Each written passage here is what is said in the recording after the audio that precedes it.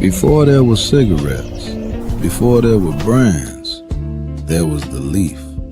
Tobacco is one of the oldest forms of spirit communication known to humanity.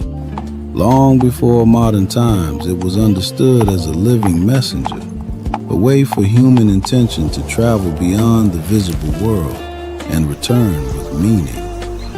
In the oldest traditions, tobacco was never a habit. It was a bridge, not something used to escape life, but something used to speak with it. Our ancestors knew breath as spirit itself, and smoke was breath-given form.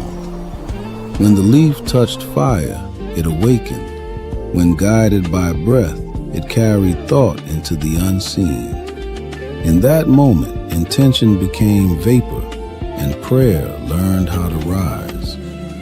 It was never about getting high. It was about clarity, connection, making the invisible visible. That's the memory the leaf still carries. Radio cigars. Radio cigar. Radio cigar. Radio cigar. Radio cigar. Cigar.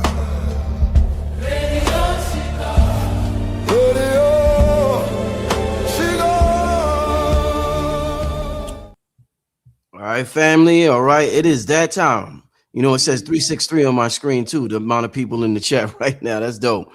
Yeah, it's that time, family. Ooh, y'all in for one tonight.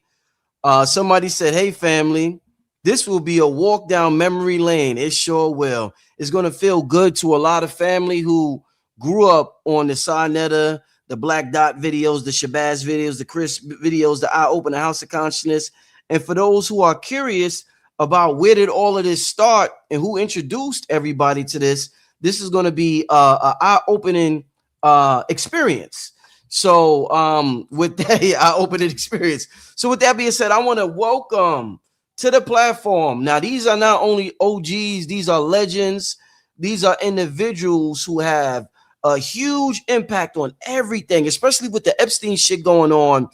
I remember buying tapes of Sarnetta where the dudes on his tapes talked about all this shit, and I didn't know if they was bugging out or not. So it's so timely to have these individuals on the show right now. I want to welcome, and a couple of more of the family still coming on, but I want to welcome right now Sarnetta, the one and only Sarnetta, the one and only Red Pill, the one and only Black Dot, the one and only Brother Shabazz, and the one and only Brother Chris.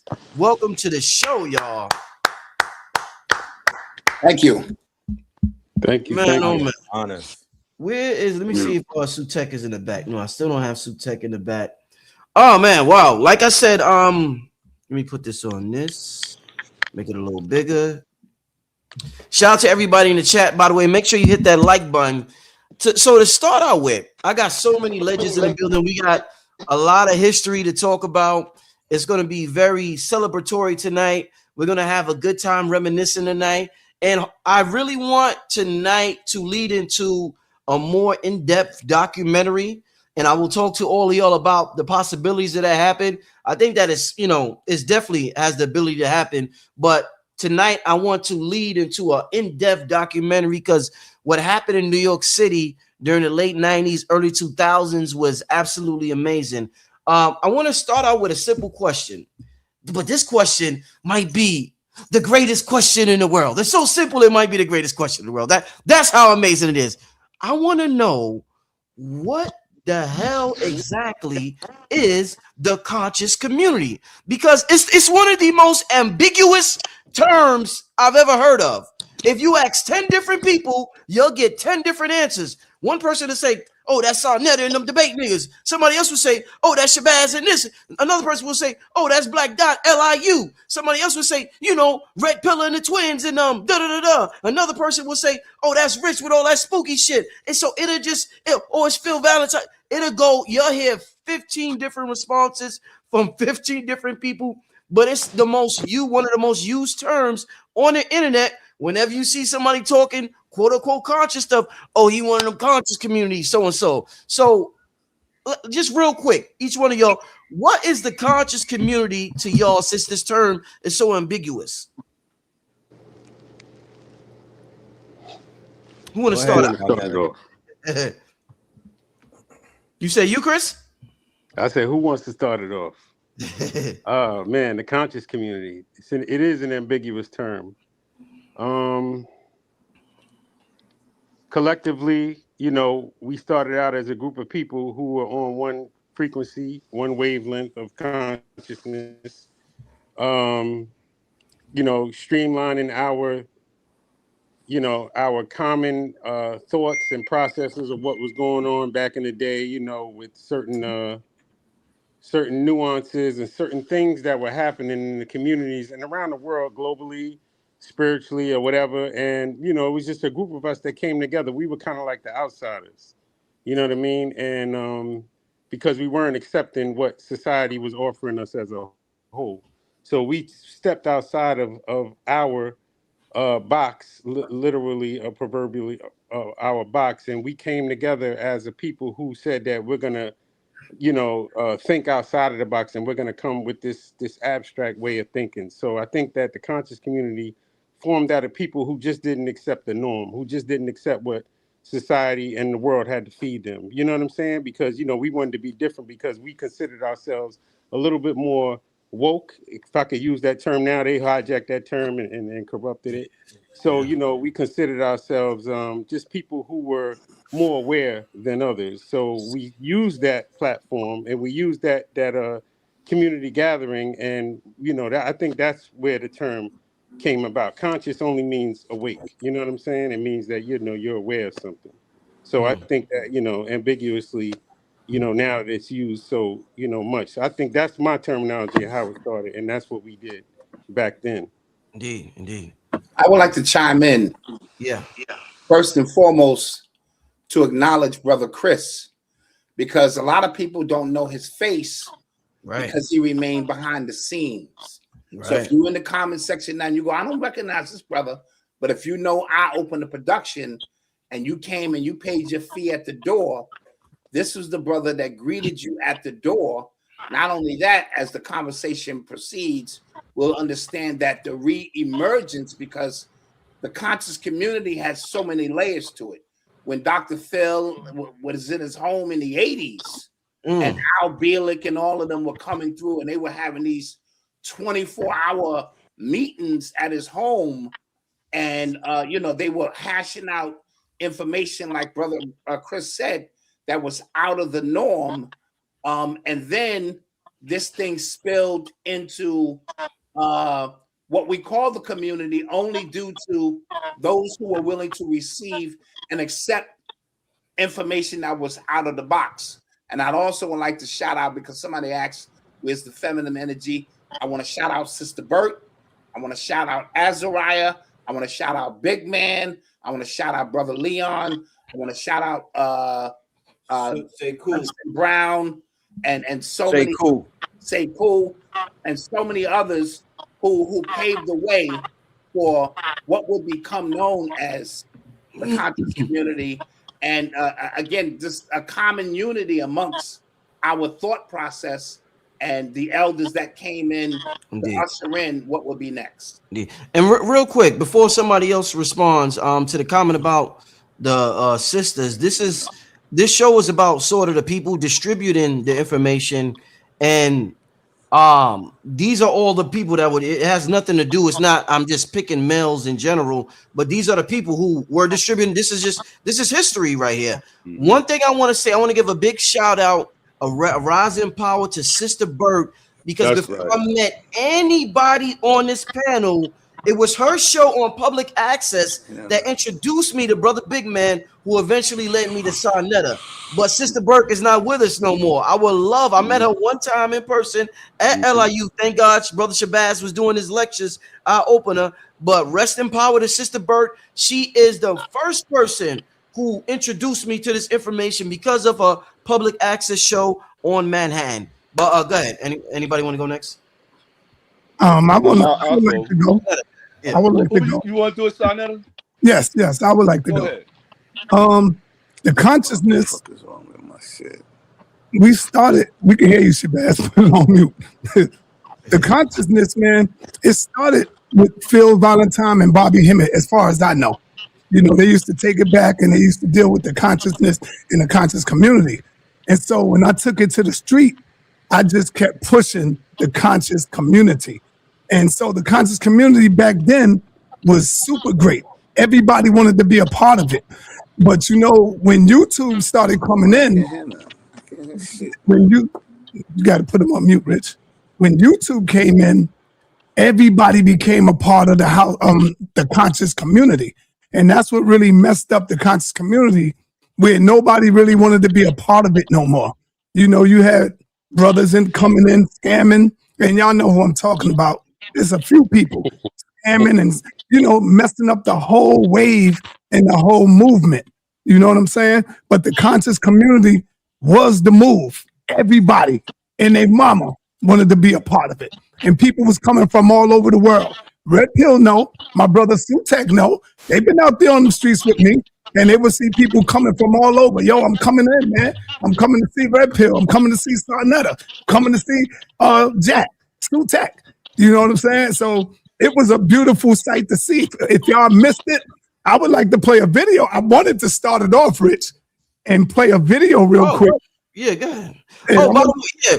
So we're gonna be talking, but Sarnetta's one of the best people I've ever met that documents everything. So he got like footage that's gonna bring us back down memory lane. So yes, Sarnetta, go ahead. He got a couple of videos together. I want to thank you, Brother Rich, for even putting this together. Did you see King Simon in the chat? He want to know why he ain't been invited. Yeah. So King Simon. So the reason King Simon is when I came into the community, you weren't there. You came around the polite era. So I did a panel of people who were there. I'm talking about 2005.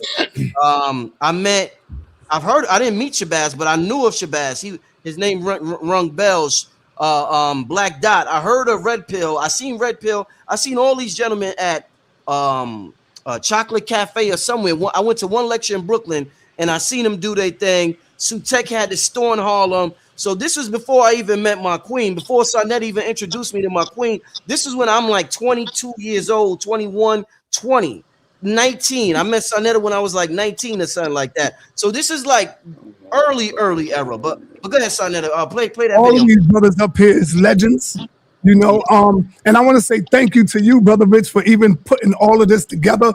So that this is definitely important because people think we just YouTubers. They don't know that we the fathers of all of this. You know what I'm saying? We the fathers of bringing this knowledge and information to the people. They don't know that. And so I wanted to start this off with you, Brother Rich. Uh-oh. Let me hear it. What you got? Share my screen, the first one, where you see Black News. Okay, this one? Yes. All right, y'all just be patient a little bit. This could have been the opening right here.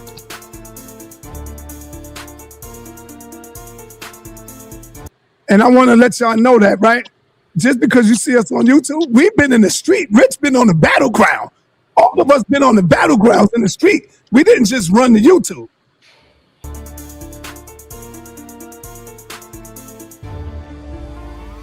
What you got, Star? Let me see what you got. They keep taking our black dollars, but they don't give a fuck about us.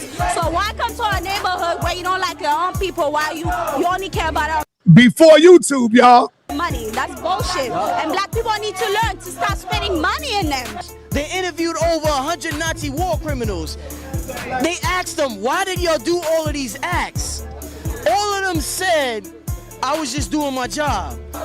We got to be aware of the press as well, because the press is definitely not for us. They're not with us, and watch the message that they will put out tomorrow. These people don't see us as human beings.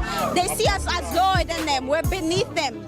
So they said, what is it about the Nazi war criminals where all of them keep saying I'm doing my job? They figured out psychologically. Zoom in on that white bitch right there. Look at her. Look at her. She's down. Look at the side she's on. She's on that side right there. Stop spending money in them. These people don't give a fuck about us. Like, seriously. When black people gonna learn? When black people ever going to learn? Corporations abuse us. They just say, man, listen, I know I gave him a bad record contract, but I'm just doing my job. So when she put out the report, she's gonna try to make it look like we are savages and we are wrong. What do we want? Justice. What do we need it? No. What do we want? Justice. When do we need it? No. Whenever you hear somebody say, I'm just doing my job, know after that, some bullshit comes. You about to get fucked after they say, I'm just doing my job. Look at the report that they put out in the paper yesterday. So understand. All right. All right. So it used to get raw in the streets. It used to get raw. That was Brooklyn. I remember that. That was Brooklyn. The white shirts came and it was about to turn up even more. You was going to see me go in even more on the white shirts. But anyway, man, that was in Brooklyn, and that was the time when the Chinese women, if y'all remember, beat up a black sister. A black woman. Yeah, they beat up a black woman. We went there to shut them down, and we did good. We shut them down. We went out there every day. It was people that went out every day to shut them down. Wow. All right. I'm going to pass the mic to you, brother Shabazz. Indeed. Yeah, peace, everybody. Can y'all hear me? Yeah, we hear you, Shabazz. Well, you know, I'm going to be honest. This is an honor, right, to be with y'all.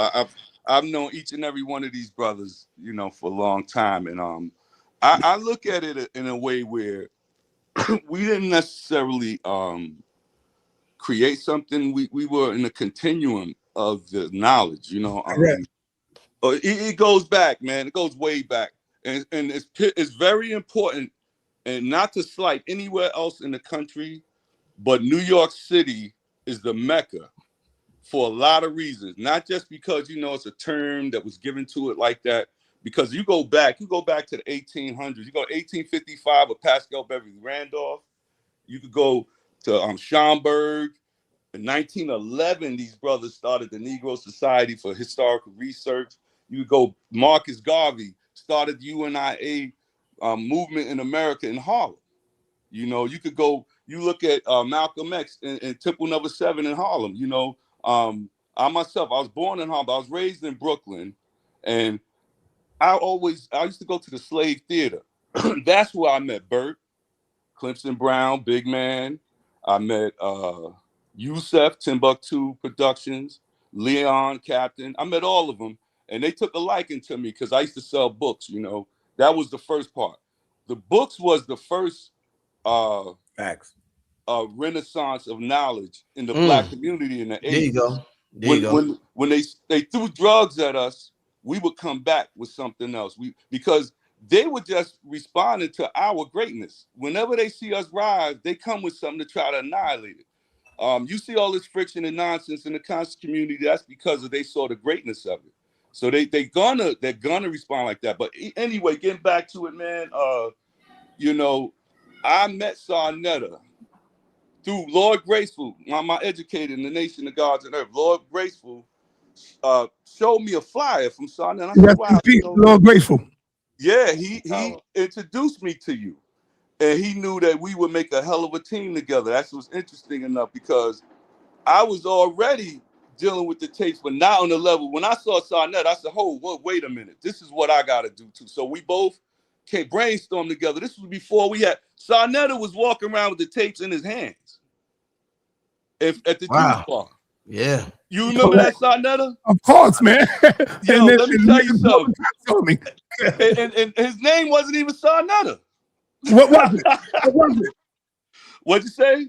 What was it? It was Salik Quran. That's right. That's what he was, a Muslim back then. That's right. A lot of people don't know that. You know, but me and this brother have a deep, deep, deep relationship. And no matter what goes on, I never questioned his integrity of the fact that he loves our people. He want to see our people rise. And that's a part of the conscious community right there. When you said, what is the conscious community? It's all that and more. And it's that, and it's not a lot of other shit. It's such it's intangible. It's not an organized group. You can't count no membership. It's just those on a frequency trying to gain more knowledge, trying to elevate themselves, trying to do right by their people, trying to make this place better for our babies, trying to teach some knowledge that people don't have. You know, we go back to the Prophet Noble Drew Ali, the Honorable Elijah Muhammad. These people tried to uplift fallen humanity, man, and that's what we did. That's what we were doing. That's what we're doing now, man. You know, the Father of Law. You know, what I loved about this whole thing, it accepted everyone as they are. And we all came. What we did different, we broke those barriers of saying, oh, you an Ansar, oh, you a 5%. Oh, we all came together. That's what's so different. Every year. Our movement. And there me you and go. Sarnetta was a Black Panther, man. Yeah. Sarnetta was a strong Black. He was standing, but he accepted Muslim, he accepted you could be a Christian, you could be anything as long as you want to elevate your knowledge, man, and gather your forces together to elevate our people. And then it started to include a lot more. But then, as always, they try to throw something at us. But you know what? Y'all still here doing stuff. I'm still here doing things, man. As a matter of fact, you know, I'm still doing events. But we'll talk about that throughout the night, man. Indeed. You know, so, all right, just to give an example. So, like a lot of times, I'm going to use women as an example. Real quick. Good. Oh, I'm sorry, Red. Are you still answering the question? Yes, I'm sorry, Red. Did Dot go? Yes, he did go. Okay, because all of these brothers on the panel, I see these as my OGs, right? Every single one of them set the table and, you know, made it right when me and Blue Pill came around. As a matter of fact, I remember it was brother Chris who made it possible for Blue to interview Dr. Valentine for One Up on the Frequency in 2001. And unbeknownst to anybody, that was huge back then to be on film with Dr. Valentine. That was like legendary. I do want to reflect what was said by Shabazz, that the DVD, VHS, the promotional movement was a continuum of the mighty movement that took over in New York with the bookstores. Love it. So bookstore consciousness was a whole thing, right? And then when it went into the videos and whatnot, and it went into that form, then you had the formation of the metaphysical underground and the dark matter think tank. So the dark matter think tank and the metaphysical underground were these groups that would come together. They were sort of like study groups. So you had groups that were dedicated to these teachers and these teachings and whatnot, and they had these think tanks. And the think tanks eventually began the process of the foundation of what we have as the conscious community. And for the record, the conscious community is the multiple schools of knowledge coming together. Think college, think university. You have a school of medicine, you got schools of science. Well, you had the school of the MSTA. Then you had the school of the quote unquote metaphysics. Then you have the school of occultism. The categories in these schools were broken down with the vendors. Remember, Sarnetta had the rack of metaphysical videos. Then he had the rack of the Moorish law. Then he had the rack of Shabazz, had the rack of Bobby. Then he had the rack of Phil. Then he had the rack of Delbert Blair. Then he had the rack of Hakeem Bey. Then he had the rack of Taj videos. So all of the people who were in those schools of thought and knowledge would converge and whatnot and come together, both IRL in real life on 125th Street. Then we had the big tent events, and that was lectures at LIU, O'Berry Dempsey Center, and National Black Theater and whatnot. Those would be the social events where everybody came together. And like Shabazz was saying, this was the very first time when God Bodies was able to kick it, where Rastafarians was able to kick it, with Ansar Allah was able to kick it, because before that, everything was segmented and it was separated and whatnot. The conscious community brought everything together. Indeed. No, hey, can I add on for a minute, Rich? Yeah, go ahead, my brother. I remember when I first met the Dot, when I first met Black Dot, on 127th Street, we at the UAM, and I'm on my way to the UAM. Here come Dot walking up the street, and he got tapes, cassette tapes, and he was selling cassette tapes with the hip hop beat on it, with the lectures behind it going in. I remember that day, and I want you to play. It's only 2 minutes, Rich. Play the black one. Play the black dot. I mean, the black circle you see. Okay, I see it. Black screen. A little bit about that book. So then they got all the footage. I'm telling y'all. Look at that! Oh shit! Into its modern day matrix, I felt that it was time to bring some information to change the vibration of the thinking of the people. That's Young Dot. Looking like Archival. We know the history, but do we know the mystery? Do we know the power of hip hop? Do we know that these are the same ancients from way back Young then? Dot. The drummers, the sacred dancers, and the oracle. Do we know that we the same people through the bloodline? So it was my duty to bring this information forth, get it cracking, and now it's out in the universe, and ain't nothing these devils can do about it now. All right, it's a wrap. But how could a brother or sister get a hold of the book if they from the Bay Area, they want to get a hold of it? Go to How my could they website, get matrixofhiphop.com, or go to amazon.com. Okay. And soon we're gonna just start spreading. I'm making connections with brothers like Stanley, and I might just ship him some books, and he can have them and get it moving in the hood, because that's how we do. We create points of references in different places, and when you connect the dots, we run this. Okay. Dot, I want to ask you real quick. Thank you so much, Sonetta, for preserving this history. Wow. How does that make you feel seeing that old footage? Keeping in mind everything. Then this is specifically to Dot. Real quick, Dot. Keeping in mind everything that we've seen with Diddy, everything we've seen with hip hop, the music industry, and the gay shit, and all that shit that we've been seeing. How does that make you feel seeing that old footage of Young Dot, my brother? Vindicated in the sense that after sitting at the foot of the elders, I tell people we were in like the Marvel universe. The students who came, because each teacher, Dr. Strange, Azariah, this one, Phil, Bobby, they all taught different categories, and they were opening up my mind. But I knew if you apply the unseen, if you want to know about the unknown, you study the known. What my elders were teaching, I said there needs to be a book, but it has to be written in the language of the youth. You know what I'm saying? And as this conversation goes further, I'll talk about when we re-emerged after the elders cycle ended with Brother Chris and Brother Shabazz, what it did when you saw me with the throwback hoodies on and all of that, and it brought in a younger crowd, and that younger crowd are the ones who were activists. And so I wrote all that stuff in the book, mostly out of what the elders was teaching, the conversations, me, Chris, all the young brothers were having, Red Pill, Blue Pill, Rich, I see the Duke of Tears, Adika Butler, and we would have these conversations after the lectures, just kind of building.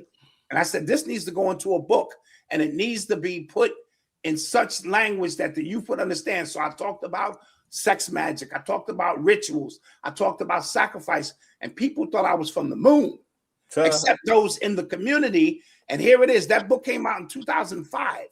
20 years later, it is now relevant, more so now than it was then.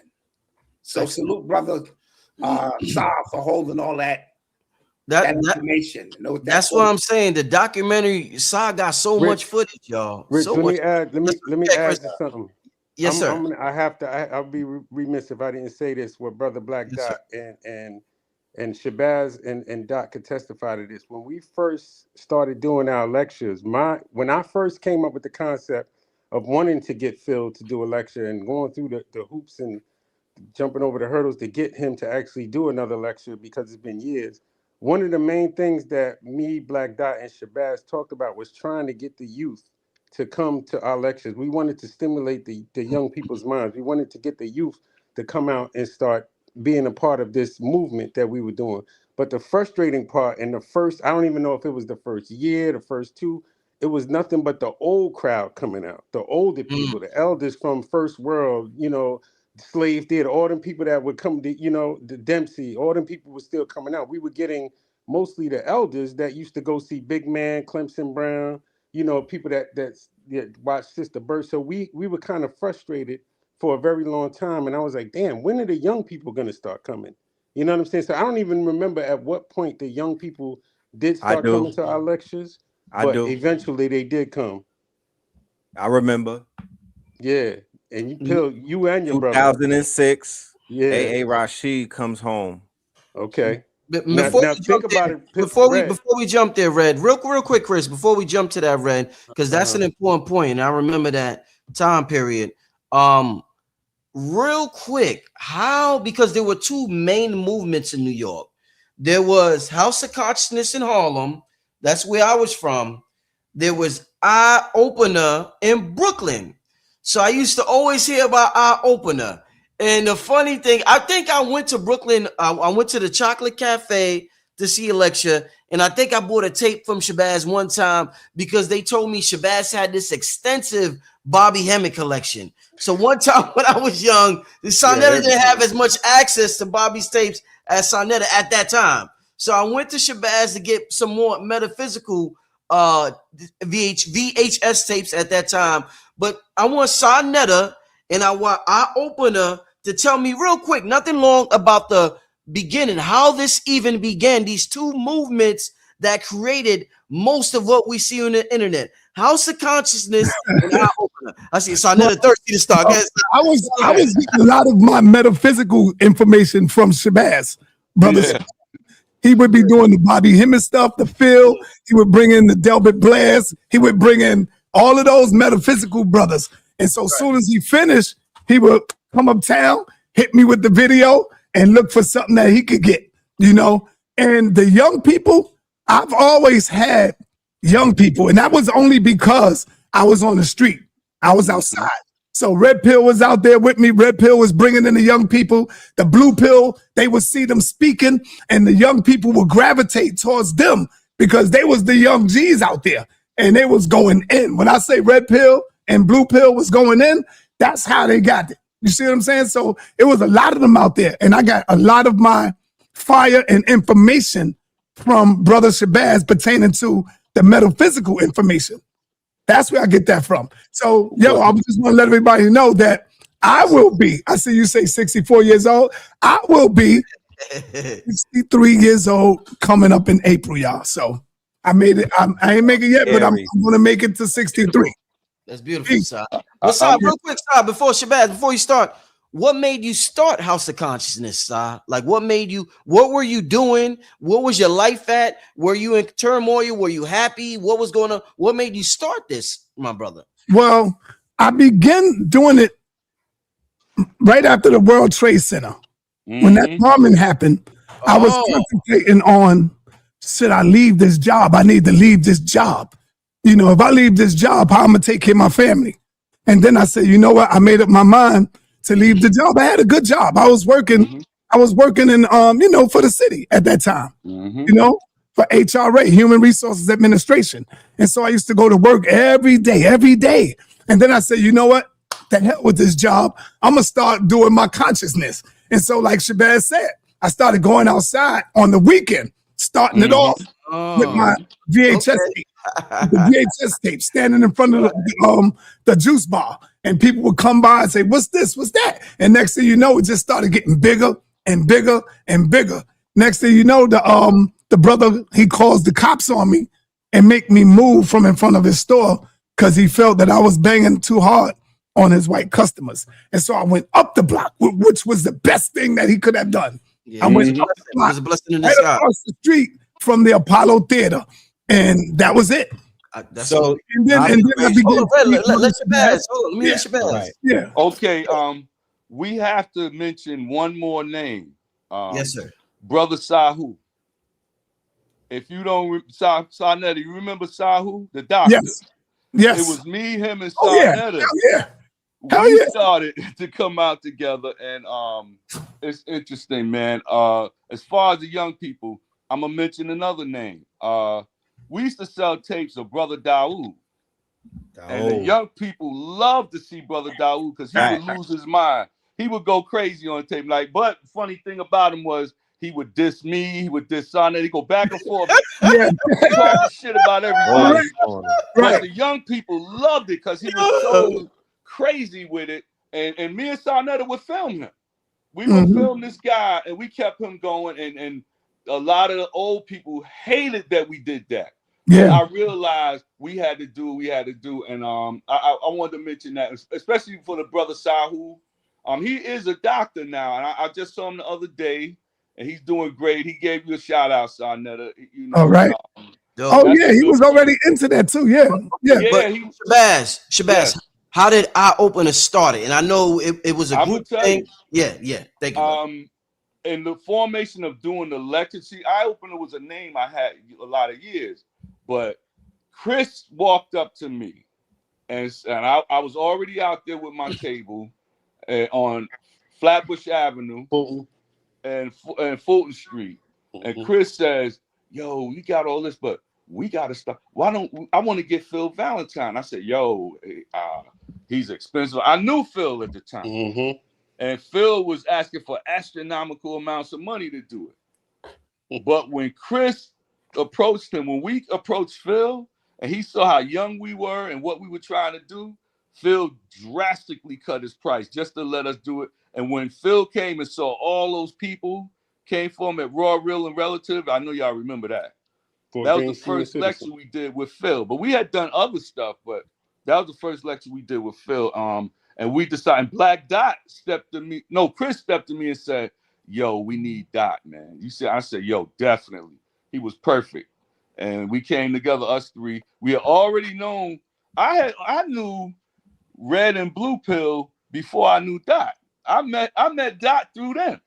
They were working at Four Corners on Atlantic Avenue, and I met Dot through them. But yo, this is so appropriate because let me tell you something, man. I used to wear a do-rag all the time. I remember. We was like, and Sarnetta was always on his military gear. I mean, we was straight up young people from the street, man. And that's what brought the young people, man. And I know Pill said something about Rashid coming home. I remember the him about to come home. We had gotten quite a few young people already.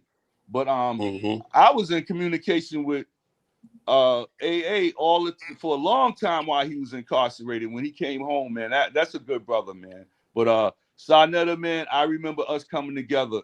And I'm gonna tell y'all something. It was the spirit of unity. It was pure. We was all about just elevating our people. We wasn't on it like I remember when Sarnetta left his job. I remember when I left my job. We both left our jobs on that, and we just fell back into the arms of the community, and it worked out, man. I remember when Black Dot left his job. I remember Chris just retired, but all of us had some very, very good jobs, man. Right. It wasn't all like city workers, might I point out. Man, I worked for Verizon. I was getting money, but I just had this drive and this love of our people and love of knowledge, man. And that's what I see. It's in good hands. I see Rich doing his thing. I see Dot still doing it. So it's still a continuum of it, man. It's just a lot of the smoke and mirrors, and it's clouded by a lot of other things, man. But the reality is the elevation of our consciousness and our awareness, man. Rich, I want to add on to that really quick. Yes, sir. I was, like he said, I was working at Four Corners. I started, this is my 30th year in the conscious community. I came in 96 under Azariah. And what happened was there, I went to, of course, I was going to the Dempsey. I remember Shabazz and Big Man? No, Sarnetta buying tapes from Azariah.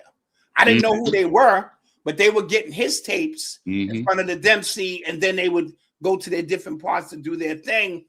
And then I gave my very first lecture with Henry D. Bernardo in 99, I believe it was, at Julia Richmond. I just, was into this information, and Big Man or Azariah filmed it for me. I wish I could get my hands on that one.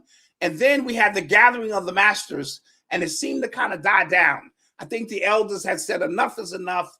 And then that's when Chris had the idea of bringing, Phil Valentine in. And I was already at Four Corners with Blue Pill. Shout out to Blue Pill. And Blue Pill said, well, I know Dot. And so Blue Pill became the plug to the plug. And then we connected. And from there, this thing shifted a bit. And we had our Uptown and we had our downtown. Like you said, downtown was more metaphysical. Uptown was more militant. And that was Sarnetta's stand. But the people began to dictate what this was going to be about. And one thing I'll say about Sarnetta, when it came to labeling, promoting, and bullhorning this information to the world. See, Shabazz is a little bit more reserved. Like, if you want this information, you know, I meant Shabazz. I mean, Sarnetta was bullhorning. He started putting labels on his stuff, and he changed from a marketing standpoint what this became, and it opened the world up like we had never seen before. So kudos to these brothers, Chris, Shabazz, Sarnetta, you know, for doing what they did and bringing this information forward. And here we are. Yes, thank you for that, Doc, for bringing that out. That's what's up. Indeed. You know what I want to touch on, an important part of consciousness, and Red, I didn't forget you want to talk about the A.A. Rashid and the youth. So right after this, I definitely want you to touch on that, my brother. But just one thing real quick, Red, that I wanted to bring up, a dynamic in consciousness that I want to bring up. And I said earlier, I want to use women as an example. So there's this thing that happens where they be like, we all heard good girls turn bad. When good girls turn bad, it's a girl, she might be a church girl. She might have been raised by a dad and a mom or whatever. And she got effed over so much by men that she's like, man, F all these niggas, da-da-da-da. She didn't get what she might have been a victim of the Disney programming that some of y'all talk about. And it gets to the point where she's like, man, F this. I'm a do me, and I'm going to just be cutthroat or whatever. I've seen that happen. I've been in this for a while, even though I'm still a young OG, if you want to call it that, where I see conscious dudes or women going bad, where you have this idea in your mind that I'm very intelligent, I'm articulate, I'm spiritual, I have all this information, I'm going to change the world, I'm going to help the world, I'm going to do this, I'm going to do that. Then the people don't receive you the way you think they're going to receive you, and you don't get the following. Stop, series. Go right now, please. And you don't get the following that you think you're going to get. You don't get the numbers that you think you're going to get. And when you do a lecture, the people don't come out to see you the way they're going to see you. On top of that, the people might talk shit about you on YouTube, call you an agent. I mean, there's all types of variables. And because of that, I've seen a lot of brothers and sisters who had more of a good heart be like, man, fuck this. And they just go to the waysides, and they just, they start to have motives and different intentions when it comes to the information. What advice would you give? Because there's so many people. If you ask anybody in the world, what do you want to do for a living? I want to help people. What about when the people you want to help don't want to be helped and they attack you for helping them? Then what your emotional response is going to be. And that is something that we are not prepared for. What would be your advice to somebody coming up to tell them to prepare for that? It might not be everything you think it's cracked up to be. Go ahead, gentlemen. I would say. Go ahead, brother. I would say. Hold on. Hey, Red Pill. It's going to be real quick because this one starts you off. Oh, no. Rich, play the video. Play the video. What? It's right down there. Well, this hey, one starts you off, Rich. There was good and the evil. All right, this is when AA just came home. He came to visit me for the first time on 125th. As you can see how chubby he is, he was still a little chubby. And here he goes. He meets Shabazz. And you know Shabazz is already in debate mode. Evil and the good. We didn't have those levels of extremes. So we're talking about a prism from one extreme to another, and I don't think he's our opposite. I think he's a lower band. He's resonating on a lower frequency. He's something that we can actually get rid of if we rid ourselves of adding these extra connotations to him. The devil is one thing. The devil is a high spiritual concept. The devil is a high spiritual concept, and to give it to the white boys to denote or give him more significance than he truly. That's it, Rich. That's all. I don't want to play the whole thing. I just wanted to set it off like that. A.A. Rashid was definitely a powerful soldier. I mean, a lot of the information was going over people's heads, brother. Go ahead, Red. That was your you finished your point? Yeah, no, it's longer than that. I just didn't want to take up too much time because him and Shabazz started getting into a debate. Okay. Oh, by the way, that's not me. It's another Shabazz. Yeah, no, this Shabazz. The Shabazz, they know who I'm talking about. They know Shabazz out there. Right. I forgot what the initial question was. Listen, I'll refresh your memory. I'll take it and bring it back to it. Yeah. The conscious community is not a endpoint, and that's part of the problem. The conscious community was a way station, so to speak, for all of us coming out of the different ideologies, and we needed a place to converge to sort of wipe our memory clean. You know what I'm saying? Like if you look right here, the last test is an eye test. We needed to wipe ourselves clean to understand just how deep this thing is, and that we were supposed to then go out into the world as we did. So once we converged, and once the conversion of the community started becoming like any other community with jealousy, hate, envy, and all that, then it was time to disperse that, because we were always there to find out what our mission and our purpose was. The ones who continued on their mission, they're still here. They're still on the mission to wake people up through all of the different phases that it's went through. And those who were here ego-based, because especially when YouTube came about, see, we were in collective communities and we studied and we spent 10 hours in a lecture with the elders, and then an additional 2 hours when the lecture was over, trading information, and you had to qualify and disqualify your information with all facts. The internet showed up, and the brothers started downloading 50, 60, 70, interviews, and started calling themselves Professor So-and-so, the Galactic of the Third Dimension, and they started taking on personas, and that's hip-hop. That's the Hollywood part of it. And when they weren't receiving the love that they thought they was going to receive, a lot of them shifted on to something else and something else and something else.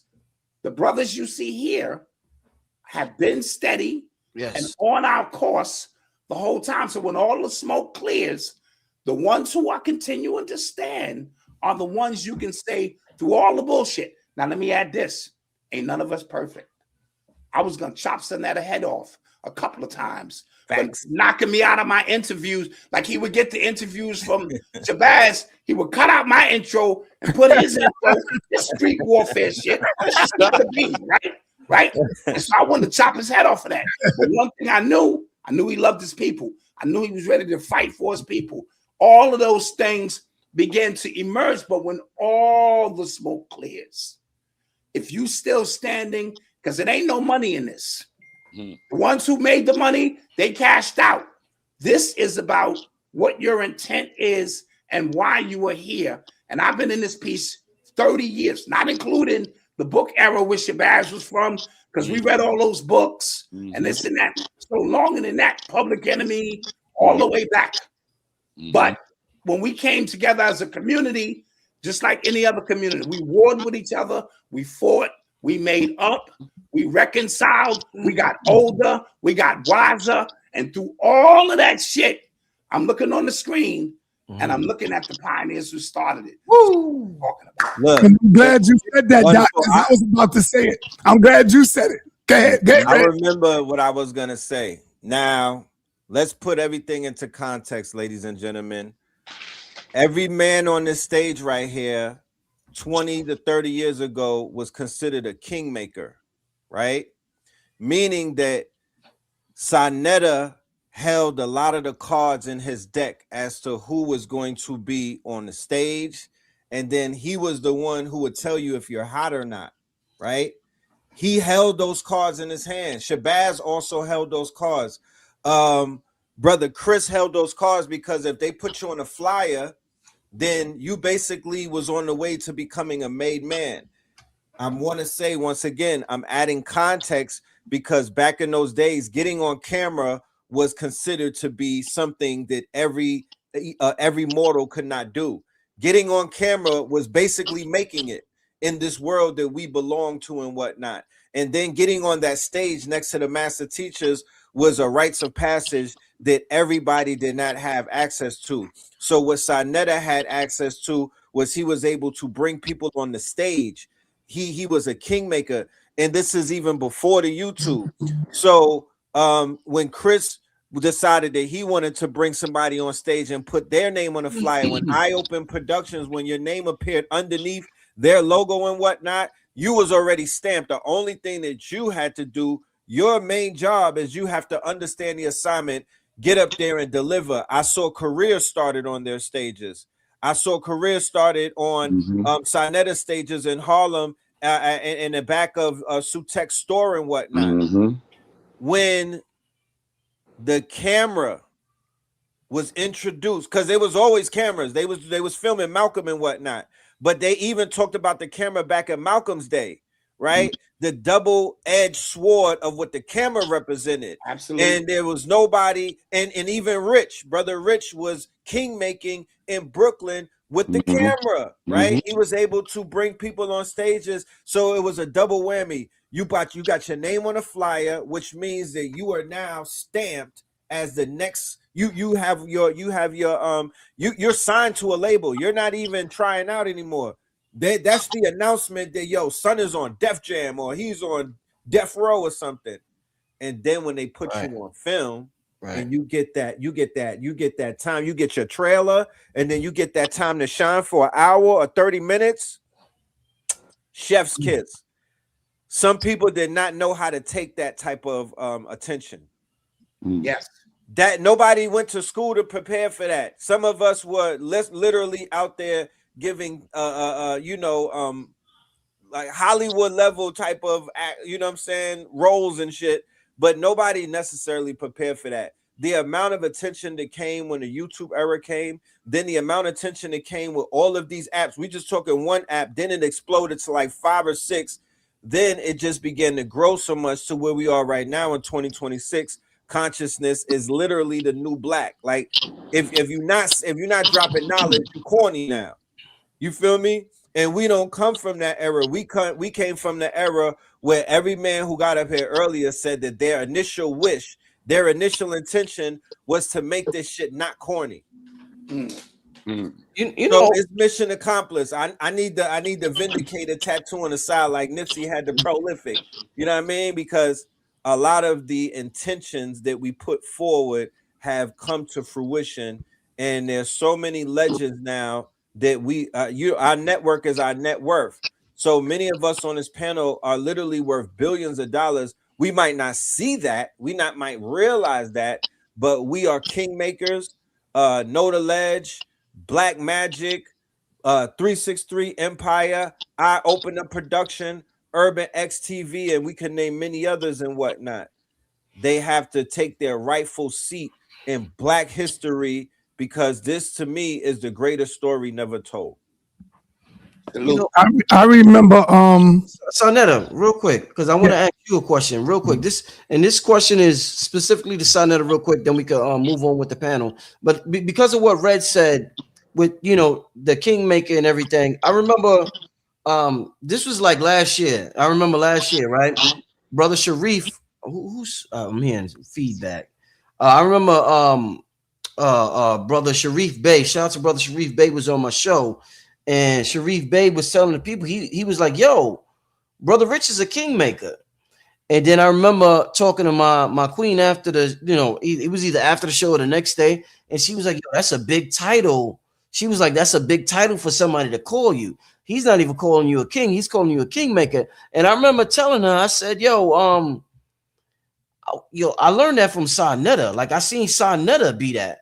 And so the question I want to ask, because I witnessed Sonetta, like, say this is a movie, Sonetta has like such a huge chapter in this movie because of all the drama and everything that came with him. If this is a movie, Sonetta takes up a huge part of the movie with what his story by itself, if we want to be honest, right? And what I've always been curious about, and what people have been curious about, Sa, is that with the power that you had, everything that transpired, and you was like on top of the conscious world. I remember a huge turning point in consciousness. I mean, humongous, was when Tariq Nasheed released Hidden Colors. And oh shit, everything changed. Everybody knew about certain thing, and everybody that was in there was on your couch or was interviewed by you. So everybody was like, people were a little mad. People were happy for the brother, but they was like, why didn't Sarnetta do this documentary? So what I want to ask you in front of the world was, shout out to Tariq Nasheed. He changed the world with Hidden Colors, but why didn't Sarnetta never produce Hidden Colors or a documentary like that? Well, that's deep. Shout out to Tariq Nasheed. At that time, I really didn't care about that. All I cared about was going outside every day, trying to raise the level of consciousness up of our people. And I want to say this too. Every one of us that's up here are kingmakers. Let me say that. Red Pill is a kingmaker. I still see people talking about Red Pill, asking me, yo, how's Red Pill? We're Red Pill. Black Dot is a goddamn kingmaker. Brother Shabazz is a kingmaker. And like you said, brother Chris was mainly in the background, doing a lot of work in the background. So like Black Dot said, a lot of people don't really see Chris. But behind the scene, Chris was bringing in the heavy hitters. Make sure I got to say that. And so at that time, I didn't care about that, Rich. And shout out to Tariq Nasheed, because Tariq Nasheed gave me a call. And you probably don't know this, Rich, but Tariq would give me a call and ask me, who can he get? And I was putting him down with Brother Herman Smalls. I even called Dr. Ma'at. So that's why you see Dr. Ma'at on this channel. I even told him about Brother Polite at that time. Before all this craziness happened, that's why you would see Polite on this channel. I told him about a lot of stuff. So Tariq Nasheed definitely gave me props for that. He didn't give me no money, but he gave me props. You know what I'm saying? So yeah. Let me tell you something. But goddamn, he hit me up calling me. Yes, sir. Yes, Shabazz. Me and Sarnetta had a definite conversation about this. Yeah. While it was being made. And we knew, because Bobby Hemmett, they called Bobby Hemmett, and Bobby Hemmett called me and asked me, did I know who Tariq Nasheed was? I said, I don't know the guy. He called himself something else back then. But Bobby said, yeah, they want me to. He said, man, I don't know. I don't think I want to do no a documentary like that. Bobby said out his mouth, you and Sarnetta should do a documentary like that. And I said, Bobby, I don't know. And I stepped to Sarnetta, and Sarnetta said, man, we could have did that, but nah, that's not what I want to do. And I kind of felt him too, because you had to deal with all them personalities. All of them wanted money, It was wild. Right. It was wild. But and getting back to that, you said being a kingmaker, and you talked about A. Rashid. I'm gonna have to talk about a few other people, man. Lord Graceful Malik. Yes. Is one. Tafiru Azar. Aline Bey. Brother Roswell. Panic. Oh, okay. That's a whole nother section. Oh, man. Panic is a whole nother section. And, me and Sarnetta would try our best to cultivate and help these brothers along with what they were doing, because me and Sarnetta had this keen eye and an ear, and I'd be like, Panic used to like to sit and read. And I told him, stop that. They want to see you, man. Bring yourself out. I don't, I'm not saying that I'm responsible for him, but I helped him along the way. I know Sarnetta had Dr. Lamar. He had a lot of people that that people will not remember that came and went. I remember when Young Pharaoh, all of them, Sarnetta was very important in bringing a lot of the Cyrus Sutek. A lot of these people would never have been heard about if it wasn't for Sarnetta, man. I mean, Who? Yo, Shabazz, who introduced Dr. Umar to the world? Was it you, son? Because I know it was Sarnetta and me. We both did. Sarnetta did them first.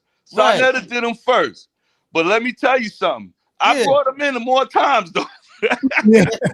But him and Sarnetta had a little falling out of some foolishness, and I said, man, knock that off. But he's out there now. I spoke to Umar recently, but, he's dealing with what he's dealing with. I don't know, Sarnetta. You got to see, what you want to do with that. I'm gonna just see that. Yeah. I forgot to mention. I also brought Jabari to Tariq That's right. Jabari on there too. So I brought a lot of people to Tariq Nasheed because he'll hit me up and say, Saul, who you got for this? I'm doing this. I'm doing that. But you know, people don't know that. That's in the background. I You know. Let me add this. It would have been a little nice if the brother would have said, yo, Saul, here, that's for you. A little donation. But you know, I'm cool with it. I'm all right with it. And one more thing. I remember when hold on, Doc, I'm gonna pass you the mic. I remember when me and Eye Opener, House of Consciousness and Eye Opener, we had a fallout, right? But not too deep where we couldn't come back together. We had a fallout, and Panic was on your team, Shabazz.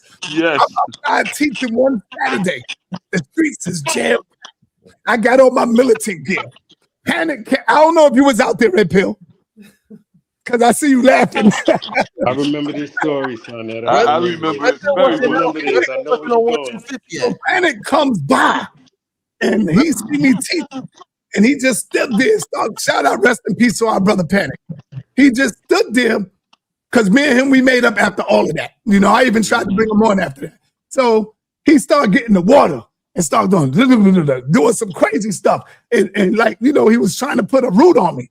You know what I'm saying? And that was crazy. I was like, nigga, I don't give a damn about none of that. I don't believe in none of that, nigga. I don't believe in none of that. I was going there because I had the bullhorn, you know? That's all I wanted to say on that one right there. For the record, Panic at that time. That was when you and Shabazz had a fallout. I remember that. I remember you telling me that, side. But guys, I'm gonna bring up the title real quick. Shout out to Shabazz because he was always a brother. He would always call me and be like, yo, Sal, we need to talk. We need to sit down and talk. And we need to go out and have lunch. Remember, Shabazz, we would go out. I do. I want to bring up a title, right? Yeah, right. It's called The Anatomy of Phil Valentine, Volume 1, 2, and 3. It was one of those 3-packs. There was like 3.5 hours. I remember watching that in 2005 in Brooklyn in the projects. Right around the time of my 30th, I was having a midlife crisis, and I popped that DVD, and then Phil Valentine was being interviewed by Sinetta, and this was the first time that I even heard of Sinetta because prior to that, I was getting my work from Shabazz. So people were shipping boxes of DVDs to me in Miami, right? This became an underground thing. And then when I heard the name Sinetta, Phil Valentine said, from now on, I'm going to be dealing with this brother's productions. Remember, we're talking back in those days, it's like Netflix and Blockbuster. These are almost like libraries of Alexandria. You know what I mean? Like, think about it like that, family. That these are powerhouses of information, dissemination, distribution, and new titles. They are living and walking, quote unquote, like libraries. So Phil gave me the impetus to go uptown. Once again, there's a borough thing going on in New York City where Brooklyn people don't necessarily go uptown like that. That's why with Rich setting up in Brooklyn was very kind of like it was an anomaly in the early 2000s because that wasn't something that was regular. Nobody was doing that and whatnot. So then even when I went uptown, I was in Harlem in 2005, and I'm a Brooklyn dude, but there was Brooklyn street dudes up there. So that made me feel like, all right, I'm at least I'm amongst the wolves and everything. We good. And Sinetta welcomed me with open arms. Dr. Jack Felder and Nova Felder, they have to be mentioned because even before Sutek came out there, after he closed down Soul Brothers, it was always Sutek and them out there. Is Sutek still there? I mean, it was always the Felders and whatnot. Yo. Yeah, there you go. There goes Sutek. What's up? Peace. Sutek, there's a delay. Can you hear me, Sutek? I hear you. Can you hear me? Yeah. Loud and clear. Like a bad delay, but we hear you. All right. And so we can't forget. Let me add this real quick, son. Yes, sir. Yes. When he's talking about Tariq Nasheed, right? I would much rather have an old dusty cassette tape, VHS tape of 10 hours information than his DVD. His DVD was a compilation of snippets of 20 years of work that came before him. Because you even called me and said he wanted me on one of his DVDs. I wasn't with all of that. Yeah, I remember that. See, I even tried to get And so if you have those old VHS tapes, shit, I got cassette tapes. All right. The first time I heard Bobby Hemmett was on a cassette tape. And so if you have that, that's the real source of that information. So Tariq Nasheed just put a gumbo together to give people snapshots. We don't have to put out that kind of information because we lived it. However, if we are going to do a documentary from our standpoint forward, I'm with that as well, and I would participate heavy. Shout out Sutek. I gave my first book signing in his bookstore in 2005, and he let me open up for Professor Griff in his bookstore in 2005 because Griff walked by Sanetta's table, and he was on his way to Japan, and he was like, yo, hit me with something, and he hit him with the tape that Shabazz not tricked me into doing. Shabazz was on my case. Dot, you need to get in front of this camera and do this hip-hop thing. So we wound up doing a 7-hour lecture called The Chronicles. And Griff saw that, and the rest is history. So big up to Sutek. Let me doors. Let me ask y'all. Quick. Chris. Yes, sir. Let me say this before the conversation goes and the water flows fluidic. Yes, sir. Shabazz gave a lineup of Eye Opener Productions, and I have to mention Brother Rich. There's another Brother Rich. You know what I'm saying? Yes, sir. Brother Rich is on the conscious circuit. You know what I'm saying? And I got to give a shout out to Brother Rich. You know, 5 Bloodlines of Hip Hop with Black Dot. Yeah. That was a monumental. That was a historical lecture that's gonna go through the annals of time. You know what I'm saying? Like that lecture was the end all be all as far as hip hop was concerned. So I got to shout out Brother Rich, you know, with Tafira, with Roswell, with Panic, and everybody else that Shabazz, you know, Shabazz put that team together. Oh, yeah. You know what I mean? Shabazz was the person that brought everybody under the Eye Opener umbrella at that time. And I got to give him the shout out because a lot of people forget about Brother Rich, the other Brother Rich. The other Brother Rich. Shout out to the other Brother Rich. And I just want people to understand why I might be great at what I do. Y'all got to understand, I came up under, a lot of times you was either cool with Shabazz or you was either cool with Sanetta. I'm super cool with both of them. And me and Sanetta, we like brothers, right? And then I go to Brooklyn and I end up getting cool with Shabazz. At first we like, I guess Shabazz didn't know how I would be or whatever. Once we really started talking, me and Shabazz is cool like a mother effer. Yes. Since 2010 or whatever it was back then. So he let me film. I was his cameraman. I'm young. I'm in my 20s. I'm Shabazz's cameraman when he reopened LIU, and I'm filming all the lectures. Sanetta's let me sell his tape. Sanetta's let me chill with him, do his thing. I'm watching Sanetta do the debates with Ray Hagans. So I'm getting game from the two titans in the conscious community. So what you see from me is not a mistake. It's not a coincidence. It's not luck. This shit is destiny. My soul aligned me with Sanetta, aligned me with Shabazz, and caused me to be who I am today. So once again, I want to give a big shout out to Brother Shabazz and Brother Sanetta because I seen them the most out of everybody. I seen them the most coming up. So shout out to those two brothers. I want to ask this question to everybody. With everything that we just said, what message would you teach the younger generation? We heard about Sanetta and Eye Opener having a discrepancy. We heard about such and such and such and such have a discrepancy. We heard about Bobby and Phil Valentine having a little falling out. We heard about all of that. What message would you teach the youth about ego and conflict resolution that maybe y'all didn't learn right away, but it took 10, 20, maybe 30 years to learn? What we going to teach the youth about ego and conflict resolution that maybe y'all didn't know in 2003 or 2005? That is an amazing question. Thank you. Anybody want to answer that? Go ahead, Doc. Okay, listen. As you mentioned, when we're young and we're men in particular, we're ego-driven, we're territorial. that when you get older, you sit back and realize it would have been easier ways to resolve all kind of conflicts. But at the end of the day, young people are going to have to understand that they have to subside the ego to a point where they're in a position to truly, if they're about helping their people, because there's service to self and then there's service to others. And so when we're talking about service to others, there are sacrifices on the ego side. There are money sacrifices, because people don't know. For years, we wasn't making no money. We kept our price at $10 when everybody else went up to 20 and 30 because we all had jobs. And so it enabled us to do that.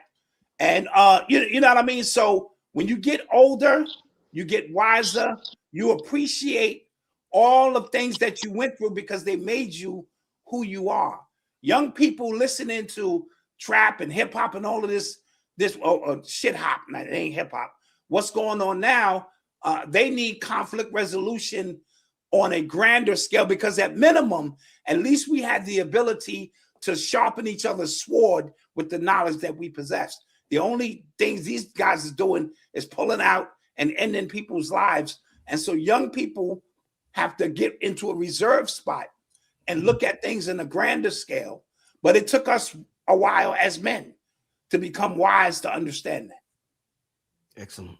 Yeah. I would say to not react to any type of conflict and do something that you can't undo. You know, egos will flare. You know, jealousy, envy, and all of the four evils will show its face, especially when you're dealing with anything dealing with hierarchy. You know, this still is the Game of Thrones at the end of the day. It's still, people are still climbing ladders. They still out there doing what they do.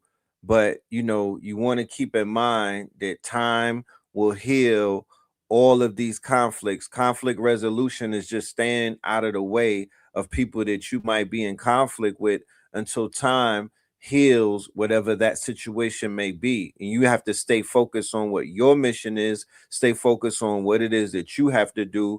Do not incur karma by trying to stop anybody or hate on anyone or throw anybody off of their path and whatnot. Just begin to focus on you. Enough people will cross you to convince you that you need to focus on yourself and that you need to build on yourself and that you can't carry nobody and whatnot. So it's like, if you're on mission, you didn't get into this mission to be holding hands with the next man any damn way.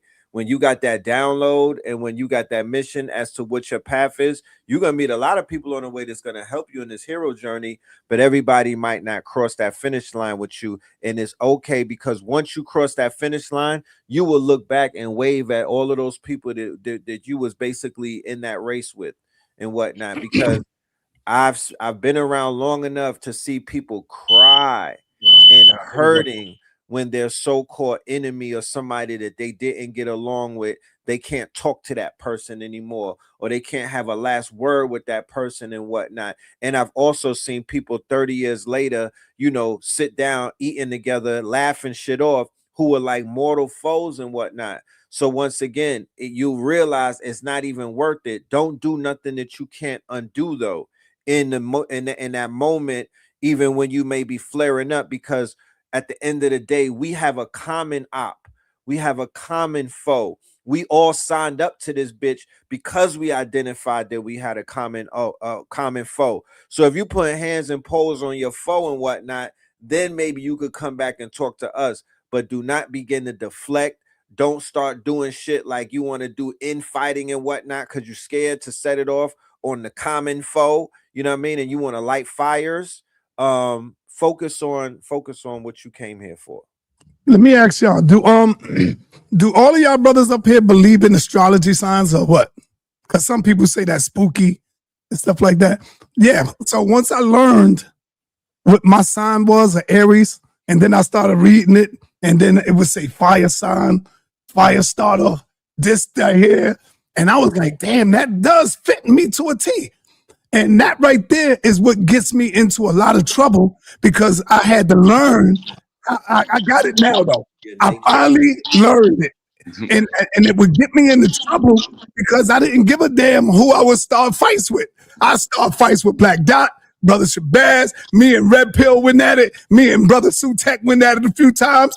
But at the end of the day, I love all of y'all. You know what I'm saying? I love my brothers, man. That's what counts. When you make sure you don't cross that goddamn line. Red Pill said it better than I would have said it because he took the words right out of my mouth. It's going to happen as a young kid growing up. You're going to have fights. You're going to have arguments. That's how you grow. Just don't cross the line where you can't mend that relationship back. You know what I'm saying? And I want to say to Brother Sutek, we can't talk about the conscious community without mentioning my good brother Sutek. That's right. We will bring all the underground lectures through the back door, right in the back of the store. When nobody wouldn't want that information in there, Sutek opened up the doors. We were bringing the Bobby Hemmers, Phil Valentine's, you name it, the Black Dots. Brother Shabazz would come through sometime, and we would have that house rocking. So, and I remember another time, like we wasn't just out there trying to make money. We was out there giving away stuff too. We had, it was back to school. Me and Sutek came together and said, you know what? On 125th Street, let's get some tables and line the tables up. Man, Sutek brought out damn near every computer that was in his store. I remember. Gave the computers to the kids. That's when the big computers was out. You know what I'm saying? Not these ones we dealing with now. But the other ones, he came out and gave that to the family, and the people appreciated that. You know what I'm saying? So I just wanted to make sure we throw Sutek up in there.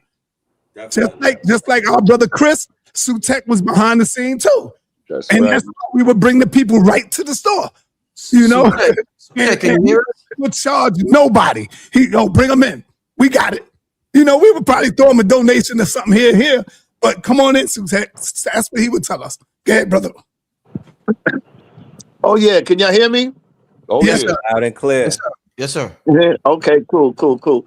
Yeah, man, I just want to piggyback on what Red Pill was saying. Veggie back. And okay, yeah, veggie back, vegan back. So my take on that is we have to realize that the mission is bigger than all of us. You know what I'm saying? Sir. The mission is bigger than all of us. We got to have keep our eye on the prize. You know, there's many different paths to get to the end result. And you know, when we disagree, we just got to learn to disagree without bringing without being disagreeable. You know, like Sarnetta said, me and Sarnetta used to go at it. We wouldn't speak for days. You understand? But we would set up right next to each other. And if he couldn't hold it down, I would hold him down. Me and him mad as a motherfucker at each other. Right. But I could walk off and he'd collect my money and give me my money. He'd walk off or he wasn't able to come out. I would set his shit up and hold him down, even though me and him wasn't speaking. We might not speak for a week or two, but we'd hold each other down. You know what I'm saying? Red Pill always want to come out at 2 o'clock in the afternoon when all the spots is gone. And what would I do? I would move my shit over on my table and let him set up on my table. You know what I'm saying? So, you know, my only regret with the whole consciousness thing that we had going on, because it wasn't just New York consciousness, this shit was worldwide. Right. We went. I missed a lot of what y'all said earlier, so I may be saying stuff y'all already said, but we were worldwide. And my only regret is that we weren't more organized. If we were more organized, man, just imagine. Just imagine if we were more organized, where would we be now? I mean, we set it off. We really set it off. And I remember Sarnetta came in my store first time. He came in my store. He said, yo, man, I want to bring, I think you brought Phil Valentine the first time. And I had never heard of these brothers. I go back to like the slave theater because I came up under Sekou. I grew up with Sekou, you know, and he used to put me on with a lot of stuff. But back then, you had to come outside to get this knowledge. You couldn't sit in the house and get the knowledge. You know, you couldn't be like the Monday morning quarterback. You had to come outside, get this knowledge, and participate. I kind of think YouTube and all of that, and y'all have said it before, brought a lot of bad characters into it. You know, and I think if we were more organized, we would have been able to vet it. You know, we would be able to vet, and a lot of our reputations might not have taken the hit that some of us took. You know, because you know how we are. Because you know, we trying to one up one another all the time. But if we were organized, and it's not too late. It's not too late. We could get this thing organized. You know, here we are right here. You know, I see Red Pill and Blue Pill still knocking shit down, got people climbing mountains and shit. You know, Sarnetta's still doing his thing, Rich doing his thing, Black Dot got his thing going on. I mean, the shit is just beautiful, man. You know, and I'm glad I was able to play a part in that with my store. You know, out on the block, helping Sarnetta get his thing going off. You know, it's just a beautiful thing, man. But can you hear me? We still got a long way to go. Sutek can even hear me. Go ahead. I hear you. I want to say something. Shabazz, he mentioned the name Sekou. Yes, sir. I'm gonna say this. I know everybody here knows who Sekou was. Sekou is a very dear brother of mine. Sekou, we both were we were in the nation of gods and earth, Sekou. And Sekou is a very stout historian, and he taught me so much, man. We used to sell books together. I remember his brother. I remember all of these guys. We used to vend together every last Sunday of the month at the rally of the gods. And Sekou was so brilliant, man. I have a young son now. I named my son Sekou after him. That's how much esteem I hold that brother in. You know, that brother's an ancestor now. A beautiful soul, a brilliant brother, a gentleman. You know, wonderful guy, man. Also, speaking about conflict resolution and all that, Bobby Hemmett used to tell me this, man, and I didn't get it until later. He says, the key to this shit, he used to always say the key to this whole thing and keeping stability is take what you're doing deadly serious, but never take yourself too serious. He said, allow shit to roll over your shoulder, laugh at yourself, laugh at others, because Bobby was always a comedic in his approach, but he really embodied that. He literally, Bobby was what you see is what you get. You know, he was the real deal of that. And he used to always tell me, Shabazz, don't even pay that shit no mind, man. Take what you're doing deadly serious, but don't take yourself too serious. And hopefully, I know it was hard for me to learn that. It was in my head for all them years and I didn't get it, but I got it. And you know, and that allowed me to forgive myself and forgive others, especially my people. We got these police walking around here and these people, all these other Epsteins walking around here, but let a brother step on your shoe. And we're gonna go to hell. We're gonna stab them and shoot them, go in their face and their mug. And I know I'm guilty of that.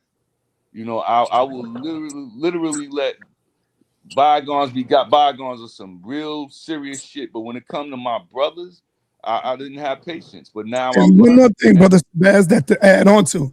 One thing that Bobby Hemmett loved was reading books. Oh yeah. And you get the best out of Bobby Hemmett when he stay at your house.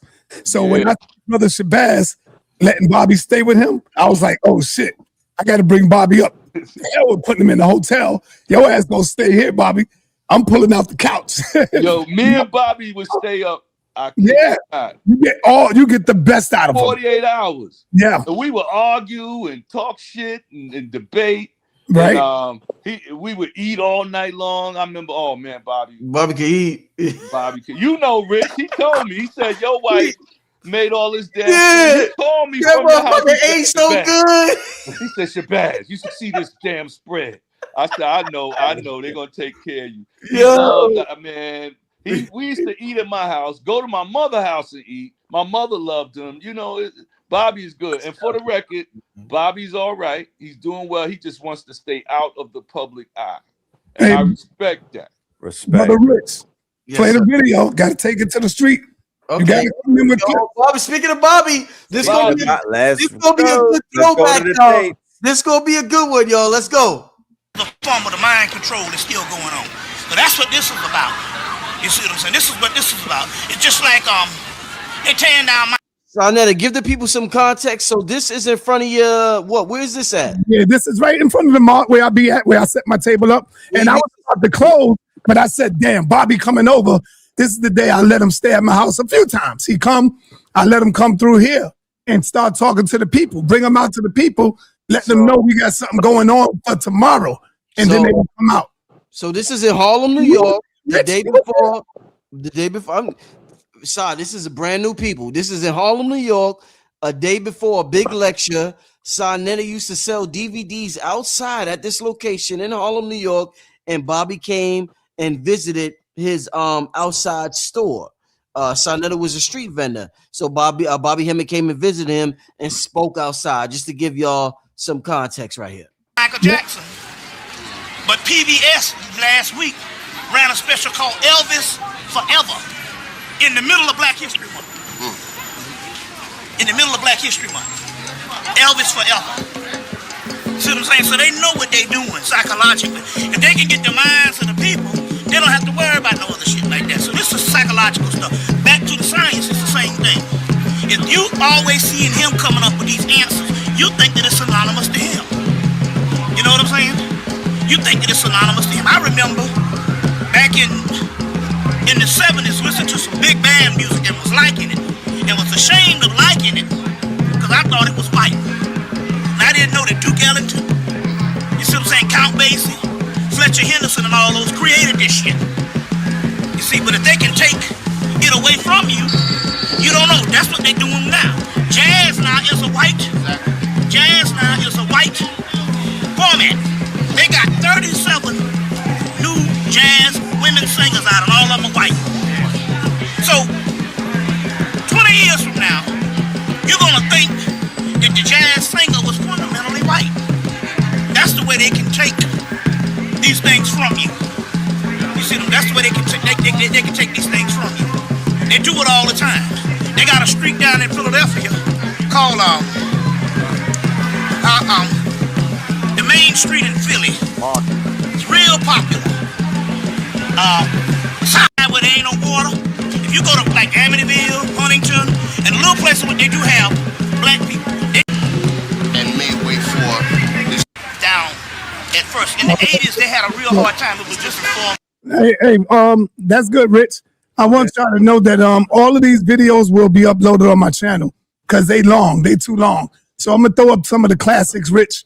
And yeah, I got Phil Valentine too when he's talking to Red Pill. I don't know if Red Pill remember, but Phil came to 125th as well.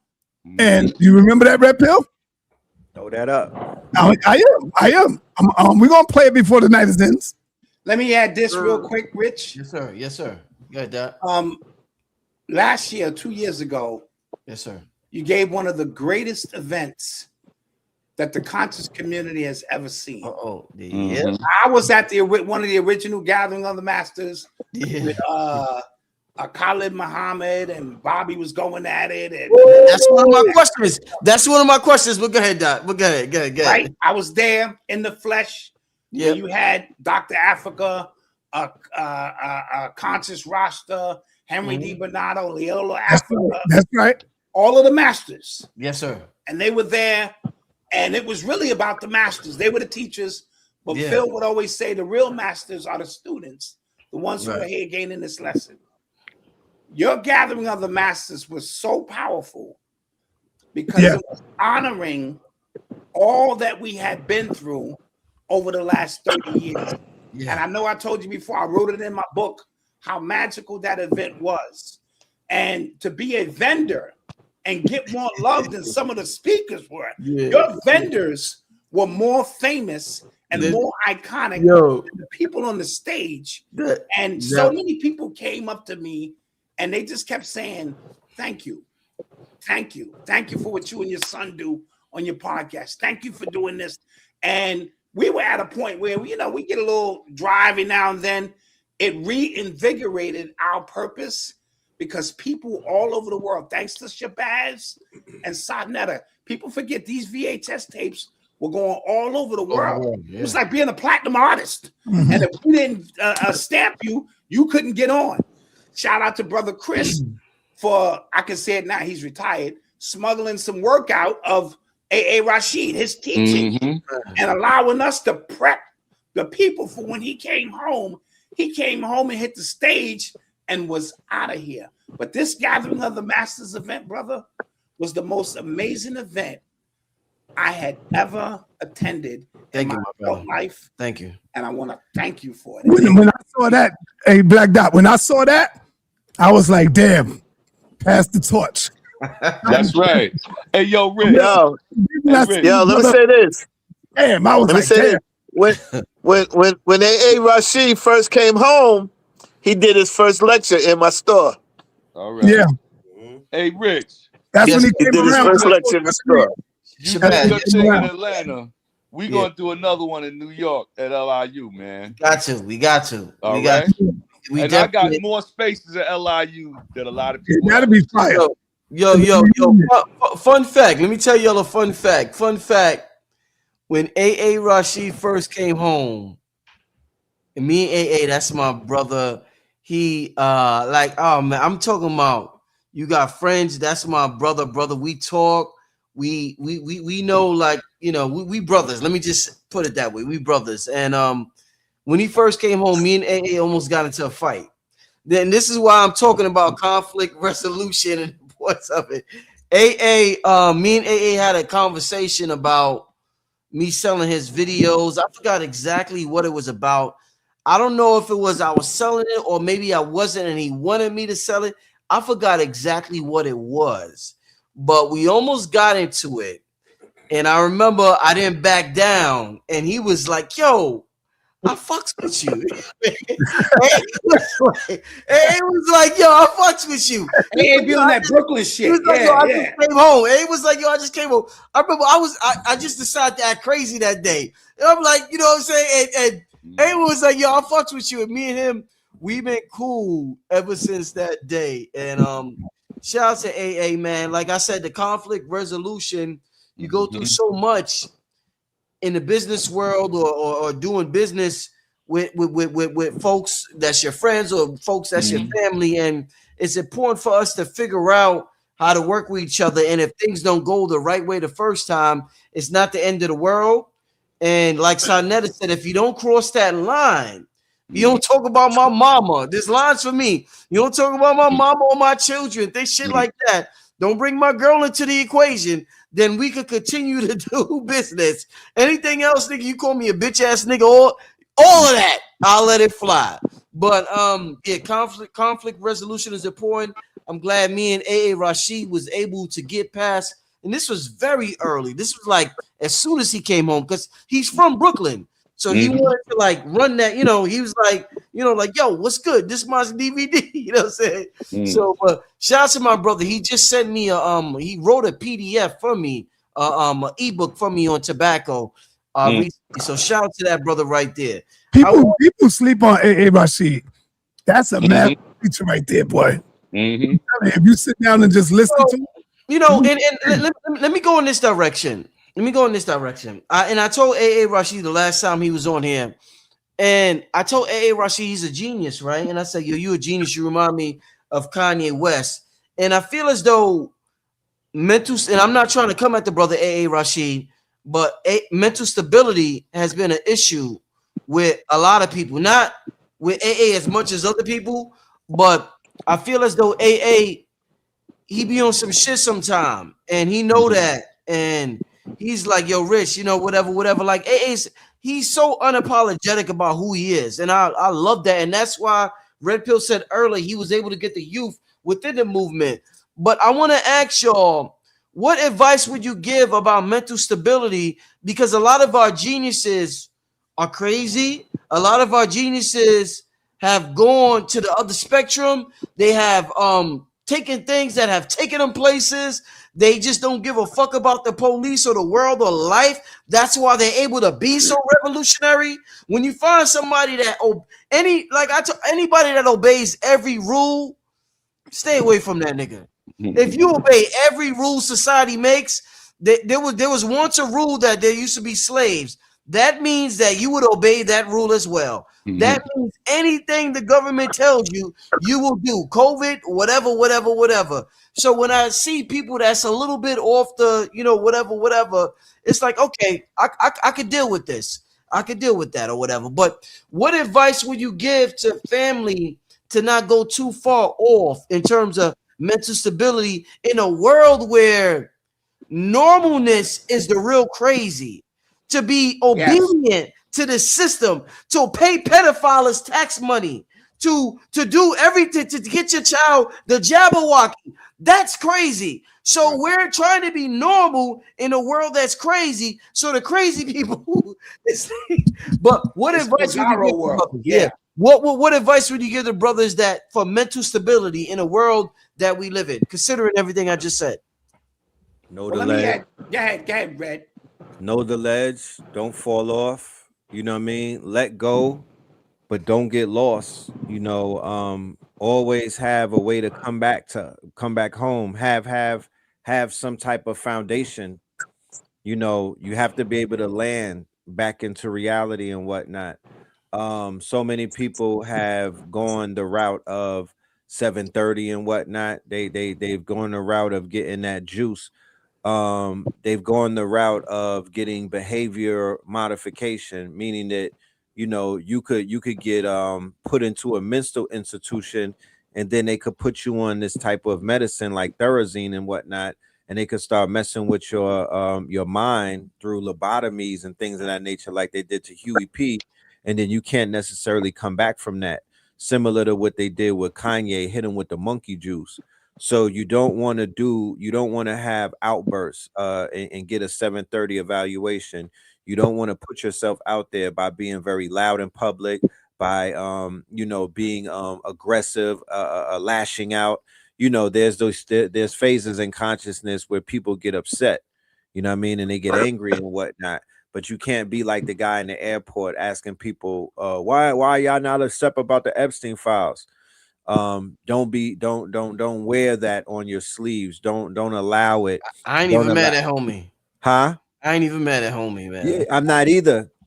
I just wouldn't put myself as a target like that. Right. Because once again, you don't want you would rather something happen to you with bodily harm than you would anybody mess with your mentals.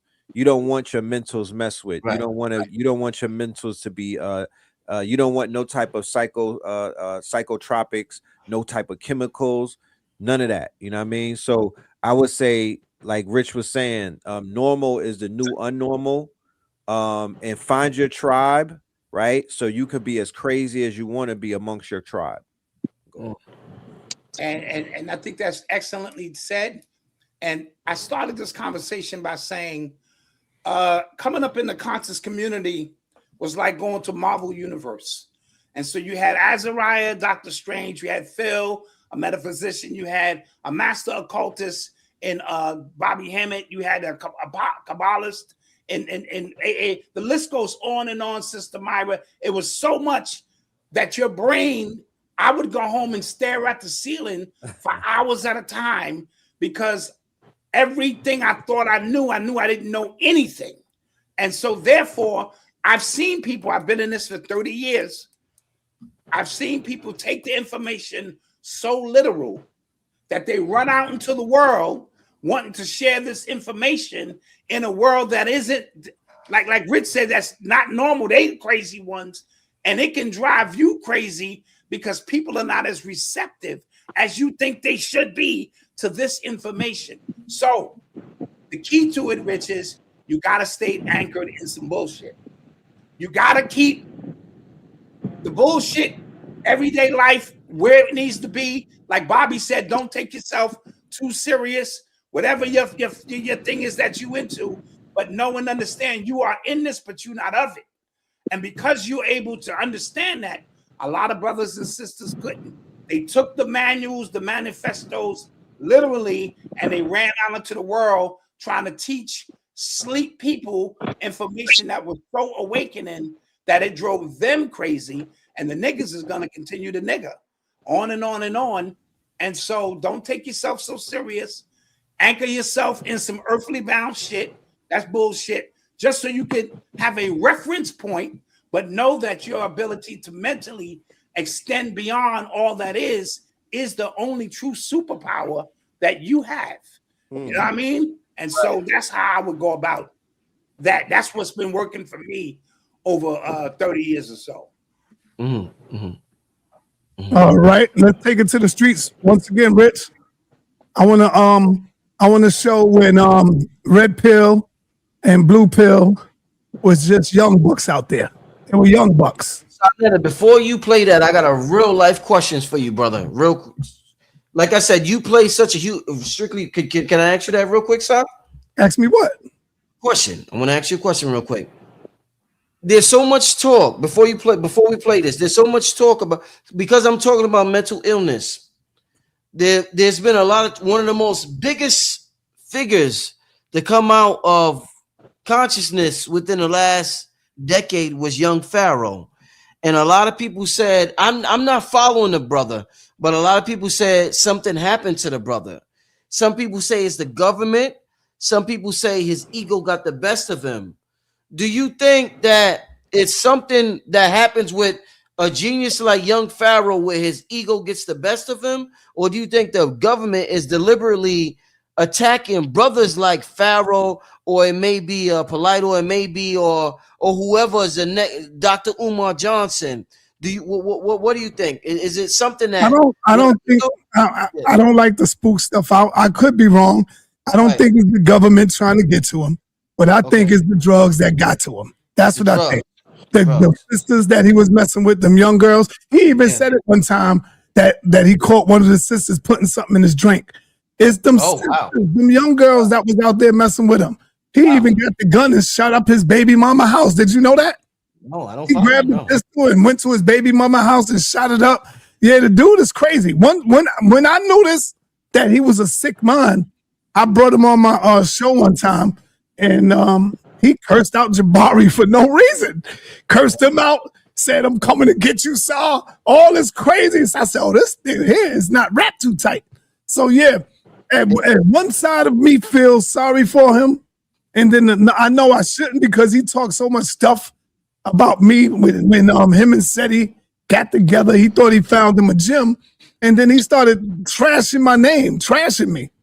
You know, but I still feel a little bad for him because he had some potential. You know, that's real talk. The young brother did have some potential, and I really tried to bring that brother out. A lot of y'all know that. Y'all see me trying to bring him out. Yeah, no, you didn't try. You bought him. The brother was huge, and I remember around 2020, his name was so big. When he got a hold, when him and Seti got hold to it, Seti didn't raise him right. He just let the boy go, and now him and Seti got into the beef. Next thing you know, he's gone, smoking weed all the time. I don't know what he's smoking. Smoking and popping pills and all that stuff. Yeah, Sutek. Well, to me, what happens to a lot of these brothers is, they can't handle power.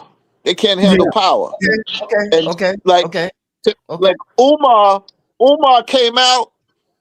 Umar was on fire. Right. And Umar got power. Yeah. He couldn't handle the power. That power went to his head. He couldn't handle the power. And I think with Pharaoh, he got in over his head. Like, you can have knowledge, extensive knowledge in an area, but then when you got power and start thinking you know everything, then you get intimidated by it. You know what I'm saying? You don't want to let people down. You always want to have the right answer to everything. You know, instead of just saying, "Hey, that's not my area," You try to act like you know everything in that area. And I think that's what might have happened to Pharaoh. Polite, I think Polite was just clever. Polite was real clever. You understand? He had a mission. Like, Umar fell off into the power hype. Polite came in knowing exactly what he wanted to do, what he wanted to accomplish, and how he wanted to accomplish it. He was very, very clever. Umar was smart. I think when he came into the game, his heart was in it, but that power went to his head. And I think the same thing happened. Same thing happened with Pharaoh. You know, that power went to his head, and he couldn't handle it. Power went to the light head too, though. Sutek and Sonetta, can you hear me? Yeah. Give me an example of somebody who could handle power, so we can know somebody who did the right thing. Who was somebody? You looking at it because I didn't care. I didn't care. Sonetta, look at red pill and blue pill.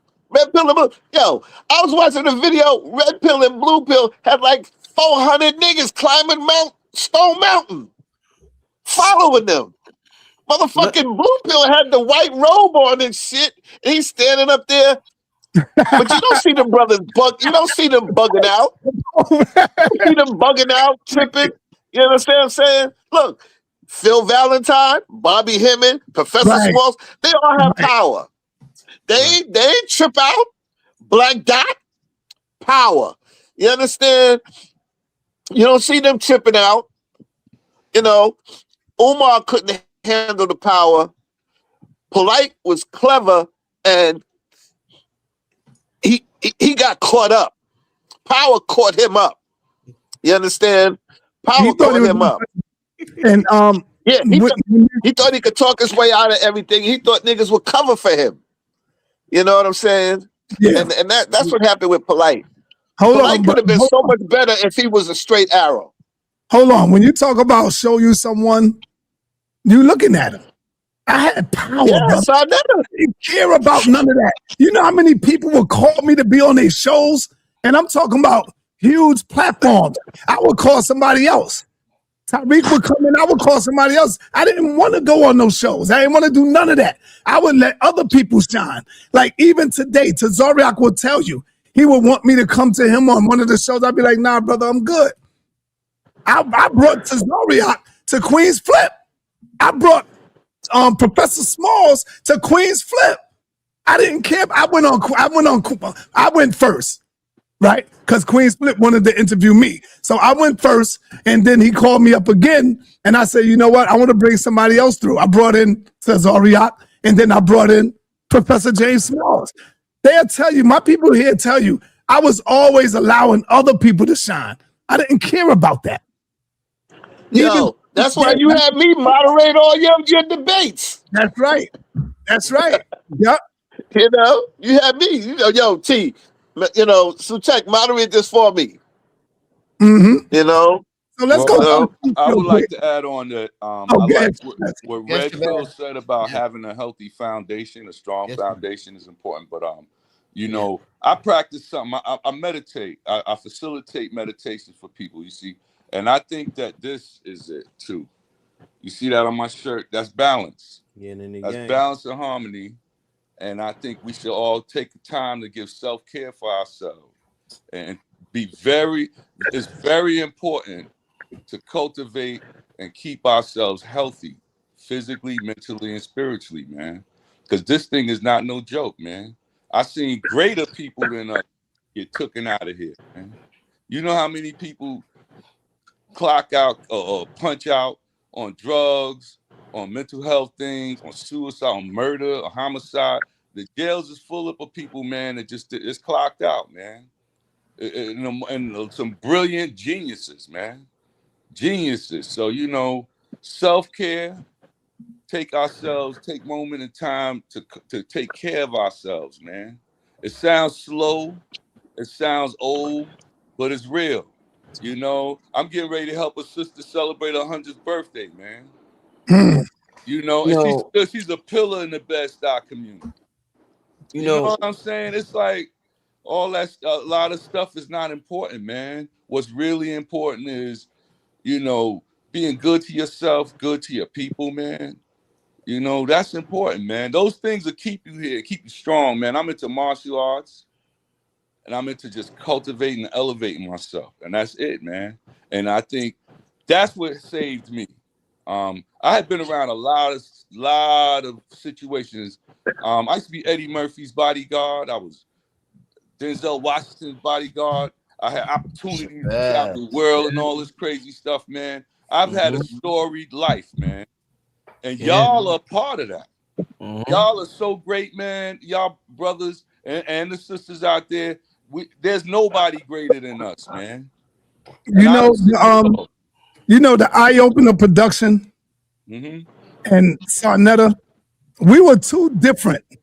The Eye Opener was more spiritual. They had the spirituality popping. But when you come uptown, the HOK, we had the more militant stuff popping. And see, I didn't know it at the time, but the community needed both. That's right. They needed both. The balance. See, I know it now. I knew it back then too. I knew it as I'm coming up. I didn't just learn that, but I knew it as I was getting older. And I was like, damn, they needed both of this stuff. And I remember coming to Rich saying, yo, Rich, man, what I was saying to you, Rich, I was trying to get you into the militant. Yeah, he was like, why buy so much Bobby? He was like, I used to buy Bobby. He was like, yo, why you buy so much Bobby Hemmett videos? He would try to give me the Khalid Muhammad videos. Yeah, Khalid Muhammad came at Bobby during the gathering. I think the gathering of Masters, right? So, but let me ask y'all this: a couple of more questions before we get out of here. I don't want to take too much of your time. Nah, man, I gotta play this clip. We about to hit the 2 hour. What clip? The play the clip. Run the clip. Let's run this clip real quick. Then after this clip, I want to get into how can the metaphysical movement and the Black Power movement coexist at the same time because of what we've seen what happened with Bobby and Khalid Muhammad. The metaphysical movement is the Black Power movement. It is it. The Black Power movement is the metaphysical movement. That's what Sarnetta just said. Yeah, you have to have them both. Yeah, it's the balance. That's what made them so dangerous. You know what's crazy? Guess who keeps being the biggest? Guess who keeps blowing up? People who embody that. So guess who blows up? Young Pharaoh, the metaphysical movement, Black Power movement, Rashad Jamal, metaphysical movement, Black Power movement, Brother Polite, metaphysical movement, Black Power. Anybody who knows how to truly embody both becomes the spokesperson for the movement. Yeah. So if anybody wants to know, like, who's going to be next up, when you embody both, man, listen. Run the clip. Like, they don't. Let me. Yeah, but we gotta vet these. We gotta vet these niggas, cuz. Yeah. Let me play this clip real quick. This is yours, T-Ball Port Live. We here, 125th House of Consciousness, about to set the damn thing off. It's been a long time. Sorry we kept you. You know what I'm saying? Not only did I double up, we got 4 of the most powerful, prolific brothers on the planet right now, bringing not only prophecy, but everything that you need to get your mind right. This is me, Brother P. Moore. Right here we got Brother Fillmore, the Red Pill. We got Brother here, Beats. A.A. Rashid. We got a seer around here somewhere. Right over there. Okay, on the jack right now. You know what I'm saying? He's gonna definitely get in where he fitted. But we're gonna set the thing off and talk about some very pressing issues that's prevalent. As we stand here, you know what I'm saying, building, we here on 125th, it's a Saturday. I believe it's September 29th, right across the street. They're waiting to arrive on the hill, Hillary Clinton, you know what I'm saying? They coming to Harlem to put on their show to officially. Bill Riley is an enemy of Black America. He is a neocon. Why is he sitting down at Sylvia's with Al Sharpton? What are they talking about? What did Bill Riley say? He said, I was surprised that he said, I was surprised that people in Harlem are so civilized, making it seem like we was animals or whatever, that we were supposed to be in a restaurant screaming and throwing chicken bones at each other. He said, I was shocked that I was at Sylvia's and somebody said, hey motherfucker, I don't want my what he said? No, nobody was calling for the ice. Some stupid shit. Some real neocon shit. Yeah. Nobody's asking Al, what were you talking to Bill O'Reilly about? Nobody is asking Al, how do you bring Bill O'Reilly to Harlem? No, without even letting nobody know. The brother's saying, man, we at a stage now where everything that these people are doing, they are doing in a preordained fashion. So what we have to really realize is that, like today, you had a bunch of boule, stupid-ass Masons walking around here with their ritual, with their cable-toe ritual, dressed like women. And what they're not realizing is the fact that they had to come to the Apollo, ritualistically, what they're doing is they're going to Heru. Because Apollo means Heru, which is the god of the sun, which is the original man, which is the original woman, you know what I'm saying, coming together to form Heru, which is the sun, the true Christ, coming through. But these niggas is just like women running through with cables around their neck, thinking that they gonna initiate into some new order, when all these niggas, these Mason niggas and all these niggas been flashing hand signs and shit for selling them in mass by the thousands, because there's only really one true nationality. Yo, you see how these was the heavy hitters back then. All of them together. Classic. The video was about an hour and 50-something minutes. Classic. Wow. I didn't even get to A.A. Rashid part, but all of them in there going in. Wow. Damn, that And is you know what, Rich? A lot of people say, why y'all don't give back? Why y'all selling Dr. Ben's video? But see, a lot of people don't understand. We've been doing this for a long time. You know, and I want to show you one more video before we get in. Right? Let me see. Where's it at? Where's that video at? Oh, I got to show you this one. This one, I was like 13 years old. 13? Yeah, I was 13 years old. Show that. Which one are you talking about? So there's only one up there. Well, Melchizedek? Yep. Yep, I was 13 at that time. Malcolm established all the Look at that. Look right here. None of that. Now, Malcolm was black. Malcolm was hurt because of the separation from the Muslim like Muhammad. When Malcolm went to Mecca, he knew all white people was the devil, and that wasn't the first time going there. He had been there before. You understand what I'm saying? Now, on his last year, Melchizedek became a little confused, not understanding. Malcolm was a legend, and the wisdom that he put out there, that last year don't count for nothing. Yeah, Melchizedek was on my show yesterday. Yo, you know, I met him. Hey, you know Melchizedek is 90 years old, y'all. Yeah, I know. I met him. He's 90. He's 90 with no medical conditions, no nothing. Amazing. Melchizedek is a legend in the streets, y'all. A legend. He used to have a jewelry store in Brooklyn on Utica Avenue. Yep. And Lord Graceful took me there in 1980 to get a flag from a universal flag. And he gave me all the pictures I used to have around my table I got from Melchizedek.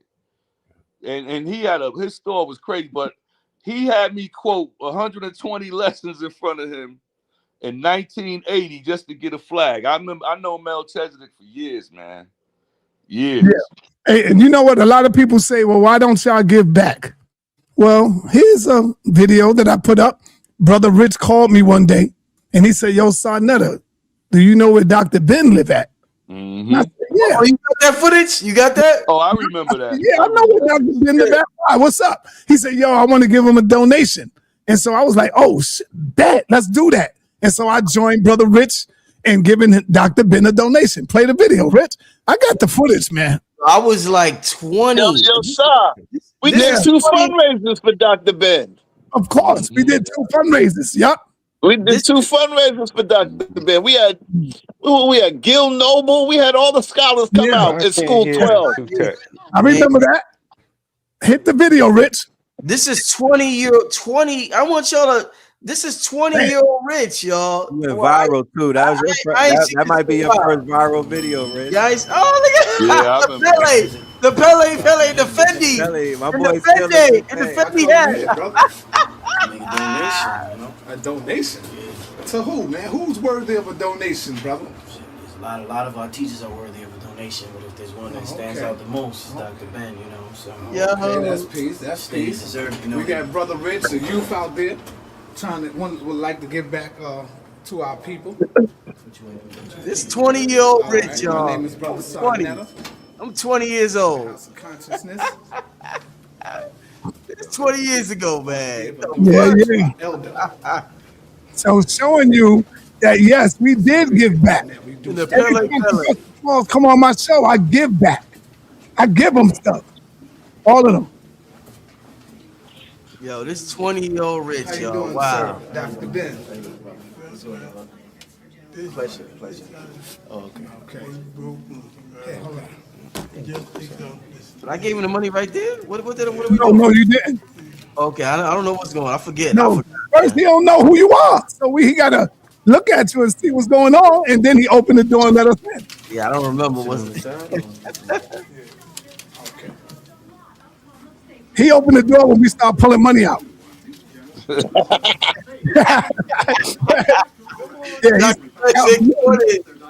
He says counting the money. Oh man, let them brothers in. When you look at his house, look at them bookshelves right there. Look at the books he got. And then in a room, nothing but books in one room. Wow.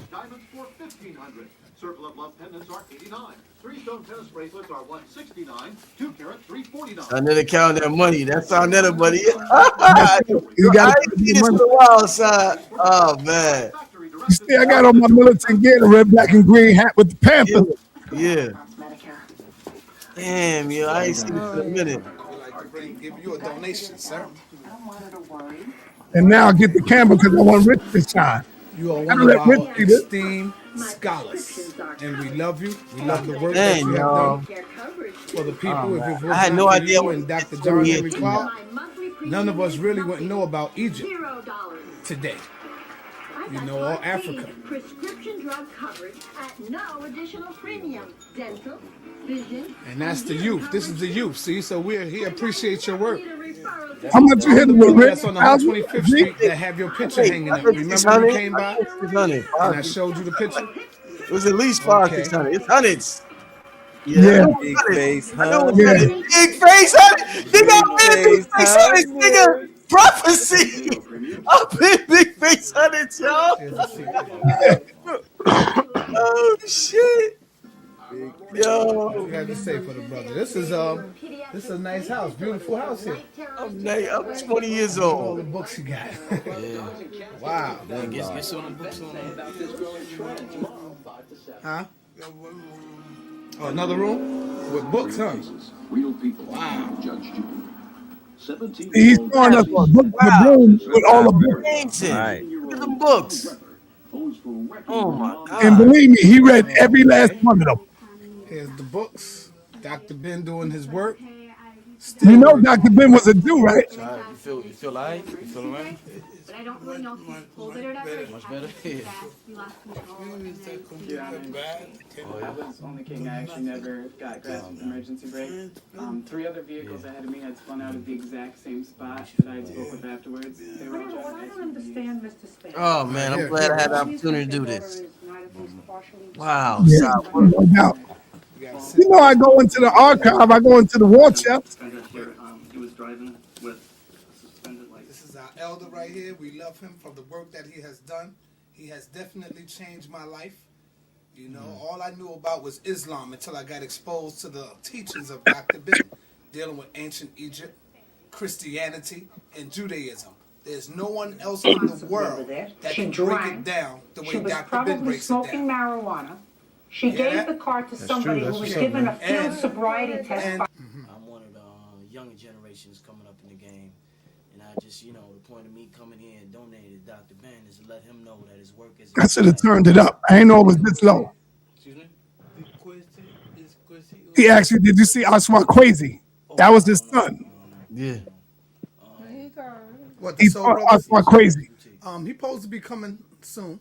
Crazy. Yes. Yeah, but basically it's an honor and a blessing to be in this man's presence. I was hooked on Christianity. He was one of the first speakers I started listening to his tapes. He opened up my mind a great deal. I would have still been in the dark. So it's a blessing to sit next to the man that has taught me so much and has helped me grow mentally. And as far as my consciousness is concerned, it's just a blessing. That's it. Thank you. Okay. Wow, man. Street Conscious DVD. To look back at this. Wow, look back at that. Oh shit, man. Wow, that's You giving your testimony. yeah. Wow. You know. Wow, that's beautiful, man. And I gotta say this to Sa, and I gotta say this to Shabazz, and I gotta say this to everybody on the panel. Yeah. The documentary is already made. Yes, sir. Let's not complicate anything. The documentary is already made. All we got to do is sit down and do those preliminary videos and whatnot that they do when they ask everybody the same 10 questions.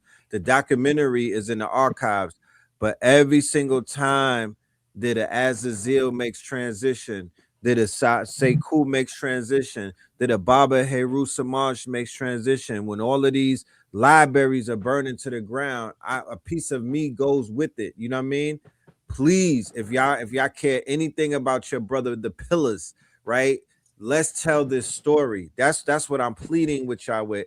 If I could pull the trigger and I had all the archives, then it would be pulled. But now that we're on this panel together, we know that we could pull the trigger.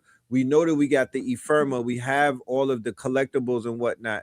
It's time. Nobody could tell this story but us. There's no disrespect to any of the documentaries that have preceded this and whatnot, but like I said earlier, this conversation about the creation of the conscious community, shout out to the Detroit, shout out to the Philadelphia consciousness, shout out to the DC Capitol Heights and whatnot, shout out to Texas with Ajra, Quasi and them, shout out to what everybody in their section was doing. Ranoko Rashidi had his thing popping, Acer Hillard had his thing going on, Dr. Africa, Chicago had our good brother Dr. Blair and whatnot, Bobby was in Atlanta, Wesley Muhammad was in Atlanta, C. Freemanel was in Atlanta, Malachi York came to the A. So many different people touched so many different places. It converged in the DVD segments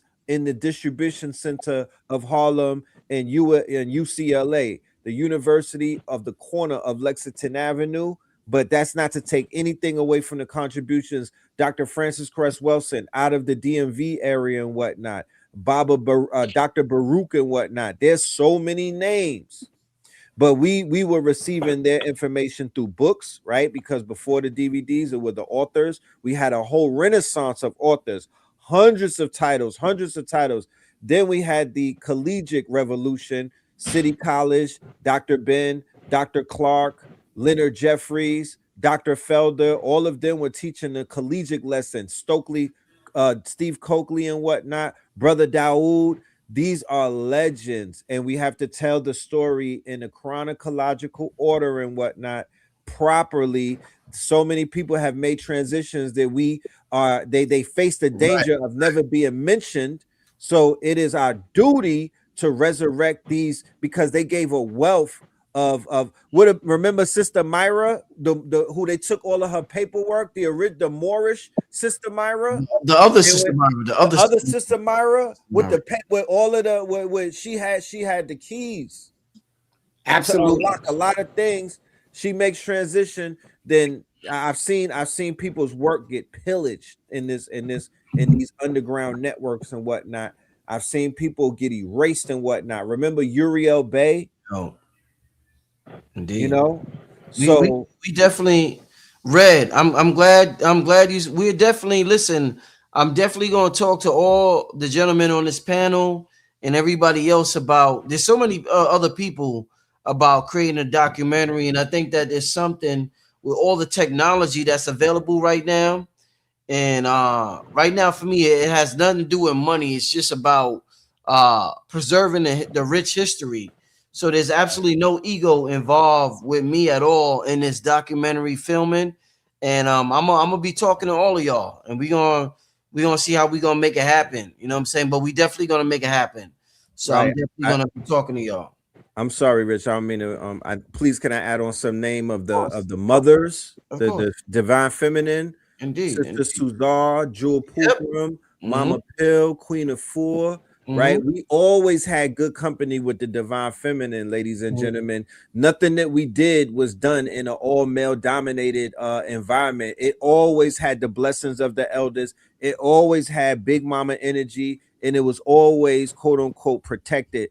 Mama Hafisa, how she was running things when AA came home and she took the whole, you know what I mean? She was controlling and running things, and you know, the contributions to all of Dr. Sabi's princesses and the wives that cured the cancer, cured the AIDS, and did a lot of things. Sorry, go ahead. Yo, you know what I want to ask? Speaking of the young crowd, Shabazz, what happened? I remember being young in the projects, and you put on the young girl. What was her name? Tyra. What's up with her? I speak to her from time to time, man. I haven't heard from her for a while. She going through things, but she's doing great. She used to live near you when you were in Harlem. She used to live near 116th. Wow. She moved from Brooklyn to Harlem. Then she moved to the Bronx. We kind of lost contact, but we keep up.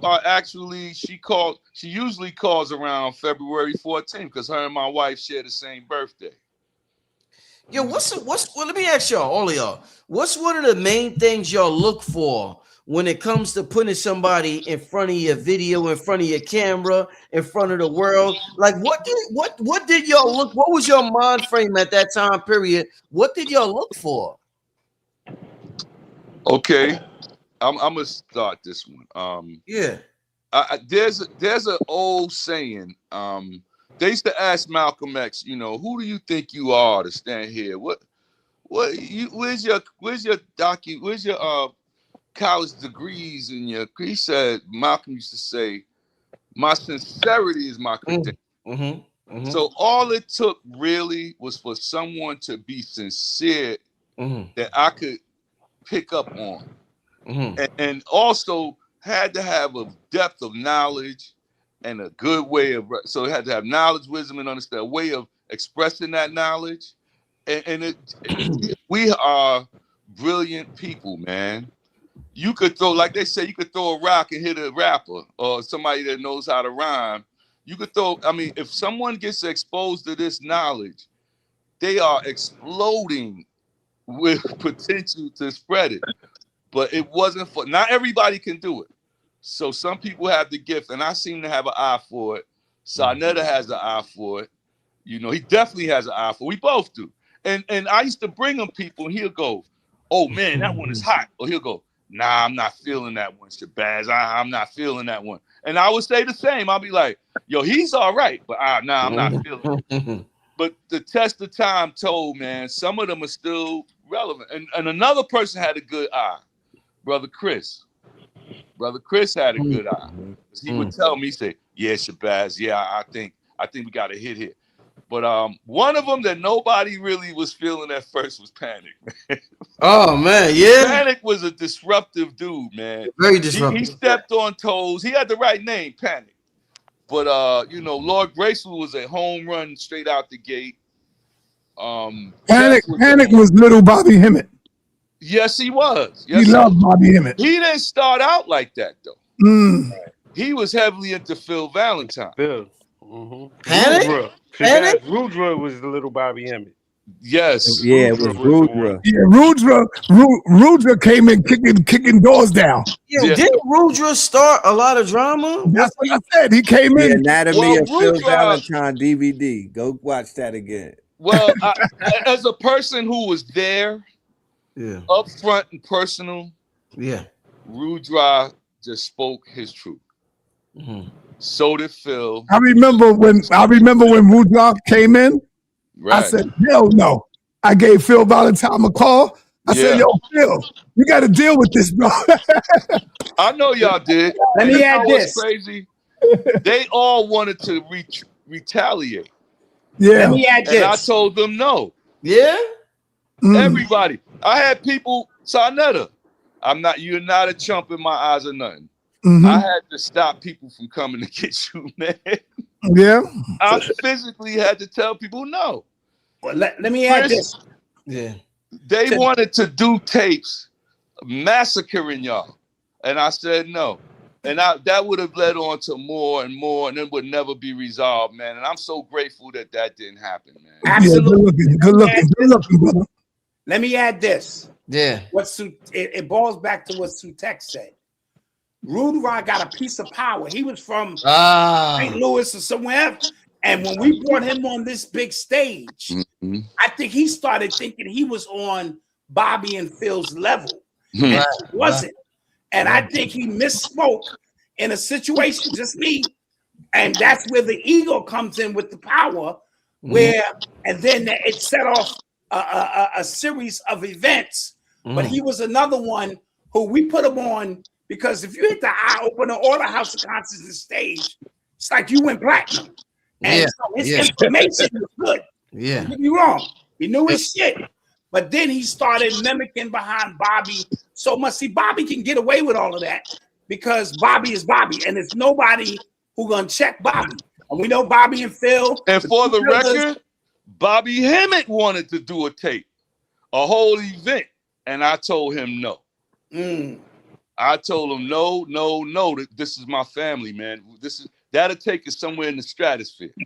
Hey, yo, 20 years ago, Phil Valentine came 125th Street because he was coming to Sutek's store. I think this the time that Sutek said I brought him in. So whenever you see these great giants come 125th, know that they come into the store the next day.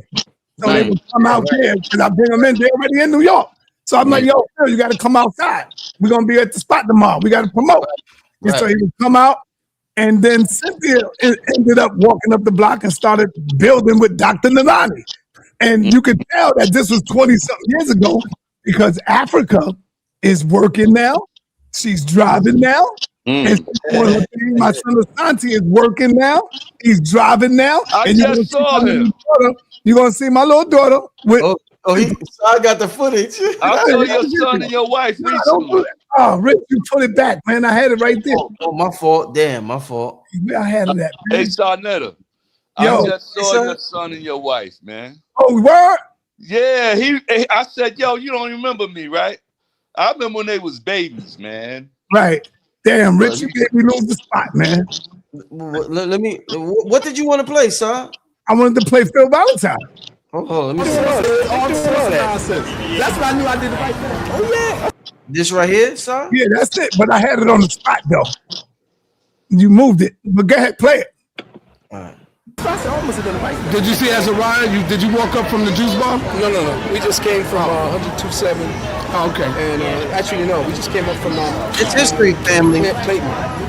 This is true history, y'all. Let's respect history. Let's respect that we have recorded history that they don't have, but we have. YouTube doesn't even have this. Yeah, that's 20 years. This is where Bobby be standing when he give a lecture. Yeah. He will be here next Saturday, standing right here in front of the people, giving a nice lecture. Yeah, the street joint. I love it.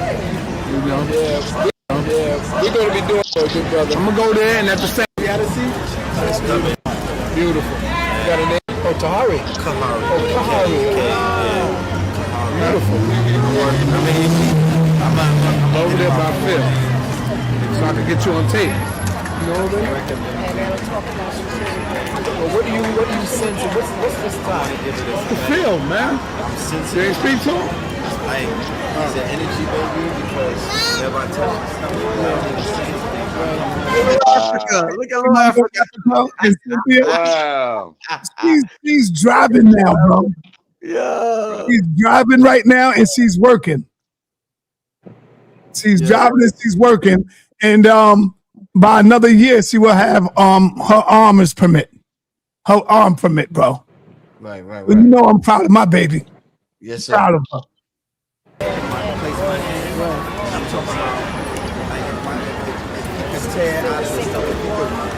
It's got to dance. It's got to be something that empowers him when it rolls off the tongue. Because his is not long, it's got to be a name. Today we can't name our children because that's like branding. We have to be able to create. We got to evoke tones. Yeah, we got to evoke tones.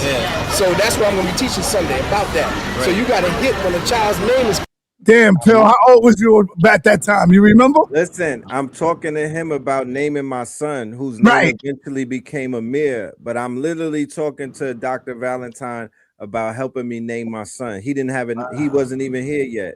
So this Damn. was in 2007. Okay. Okay. Yeah. Yeah. Wow. Crazy. Damn, Phil. Like I'm watching that. Remember, I never saw that before. This is what I'm saying. Sarnetta got this footage that we don't have, that he stores it. Like he's good at that. And That's like with this documentary, he's gonna pull out all types of shit, bro. So shout out. Oh man, that's amazing. That is absolutely amazing. I may have to give y'all some footage I got. I have we need bins and bins and bins of the oh my God.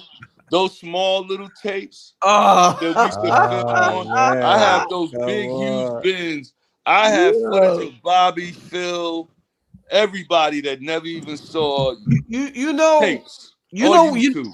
you know what it would have to be, Shabazz? Were you What's saying that? It would have to be a docu-series, yes. Docu-series. It would have to be like a 5 or 6 episode docu-series. Super facts. It would have to be that where let's say we create a website. Like we create a website, we all got access to it, and it's a docu-series where the people purchase it and they have access. Let's say for about 6 weeks in a row, there's a new episode that airs on that docu-series. So yeah, I think it would definitely. I would have to convert all that stuff, man. But we got people that do that. We got people that do that for fun. We got people that do that. They're waiting for somebody to ask them to do something. That's not a problem, Shabazz. You know, that's not a problem at all. There's people out there like that, man. But I'm glad that you have that, Shabazz. I'm glad that you have that, my brother. Listen, I spent so much money with Azariah. Oh man. My library was so extensive because I would go with my whole check. That's how much information I had. I gave some of it to Shabazz, but then people started calling me from weird places throughout the country, and I would ship boxes and boxes of VHS tapes in Arkansas and weird places to get their conscious community popping. Up and going. That shit was like work. And I wanted to point out earlier for the family that's in the audience who work 9 to 5s. For the family in the audience who hold on to a job, I want to clear up any misconceptions whatsoever about who we are and how we started. Every single man on this panel have a city job when they started. Chris I didn't have was working for the DOC, right? He was in corrections and whatnot. We called him Christ because you know he was doing so many things behind the scenes and whatnot, and you never saw him. Similar to when Rich started out, you never saw him. He was Ghostface. He was behind the camera and whatnot. Rich turned down a city job to work in the and to work in transit. Black Dot was working in transit, riding the bus before he came to Four Corners and whatnot. Shabazz was working in the government. He was working city job and whatnot. Sarnetta was working the city job and whatnot. So if anybody knows anything about New York City, working a city job is literally the lottery in New York. Yes. So these were not vagabonds. These were not people who had to be on the streets and to make life decisions and whatnot. The amount of pushback that we received from family members and loved ones and people who said that they cared about us when we were trying to convince them that we were doing something and we were on mission and whatnot, and to bear with us. This is not something that anybody could just necessarily do, because people is like, yo, where's this person at up here? And what's this? No, y'all don't understand. This is endurance. This is a vindication. Like, people literally lost to be here. They sacrificed and they gave up a lot of things that y'all would never even realize in order for people to run around and treat this thing like it's a fly by night thing. That's where, go ahead, Sir. No, go ahead, finish. I'm gonna wait till you finish. So the everybody on this panel had self-worth. They had something going on for themselves, and they made the decision to put it all on the line for this thing that we call consciousness. And that's why you see certain things where they are right now. You have to give credit where credit is due. So like I was saying, ye are rich. Ye are rich. And what does that mean? That the work has already been done. Don't stress yourself out. Don't try to, you already created the legend shit. We made it this far. I want us to enjoy this. That's why if we're gonna do something, let's do this shit immediately so everybody can enjoy the fruits of their labor. Yeah, and when you talked about when they called Rich for the transit job, I remember that because he came to me, and I was so scared for the brother because Rich is really a good-hearted brother.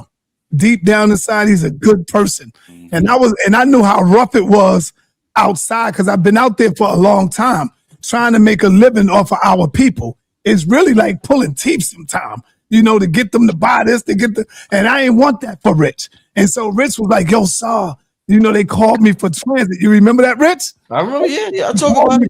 And I was like, yo, Rich, man, get that, man. That's a good job, bro. You got to get that. And Rich was like, yo, I want to do this on my own. I want to work for myself. And I was like, nah, brother, please, Rich, get that job, bro. Because I knew that you was going to be able to get a check every two weeks. You're going to get paid vacation. You're going to be able to file your taxes. I mean, you're going to be able to retire.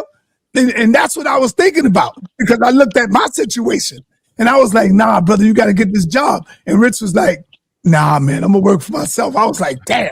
But Rich, you did the right thing. I see now that you had and did the right thing and you made it, brother. And that's why I was afraid at one time to leave my job.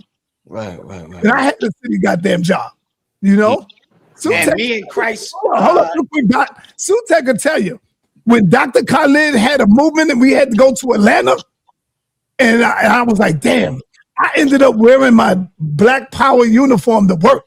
So I would boot up and go to work around all them Jews, bro. All them Jews looking at me like, militant nigga over here. But they couldn't do nothing about it. Long as I'm not breaking no rules, you couldn't do nothing about it. And so as soon as I get off, I end up running, getting the train, catching the spot where we all gonna be picked up at, and we headed out to Atlanta. So go ahead, bro. Oh, one more thing. You a funny dude, Doc. You a funny brother, man. I follow you now. Okay. I see what you did on Sanford and Son, brother. Yeah, yo, yeah. It was good. Yeah, That's funny. Did you see his attack? Yeah, man. I hit him up. I let him know.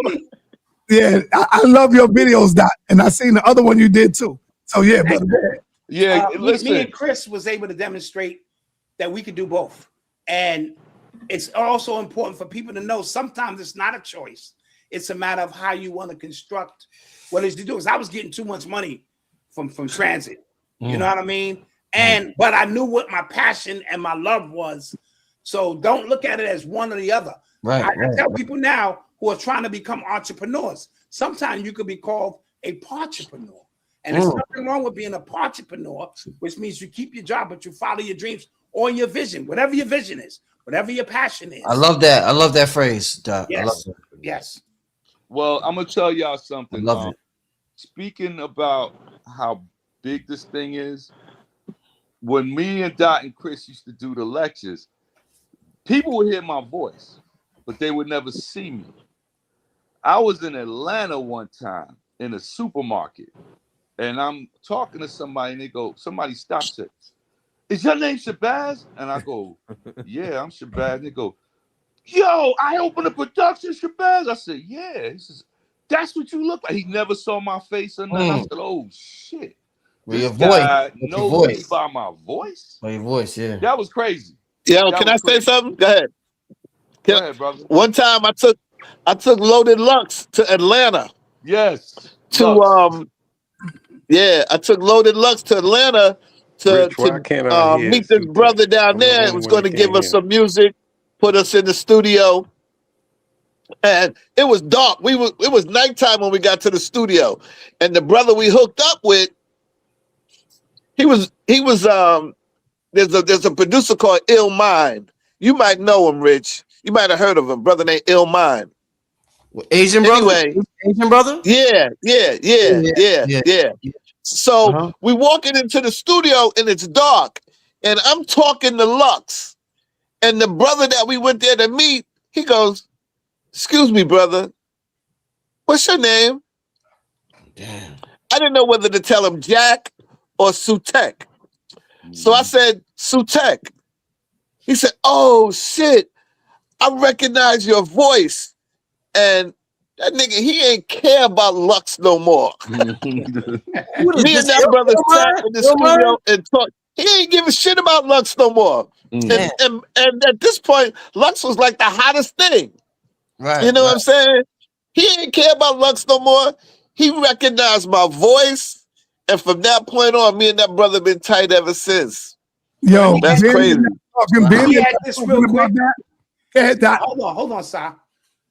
The reason we kept Brother Chris at the door is because even though the price was only $10, do you know how many people would try to get in for $7, $5, $4? Chris did not budge.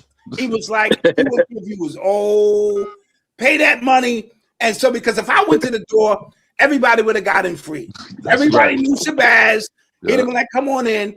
We said, no, put this on the door and the money will be straight. So even though his voice wasn't heard, his presence was notely felt at that damn door, boy. And he carried a gun. That part. Legally. So we knew we didn't have no smoke because he had the 440 on all the time. So we knew it wasn't going to be no problems. And Shabazz is a martial artist. You know what I'm saying? I know a little bit of crazy from the Bronx. So we were good on that end. Right. You know what?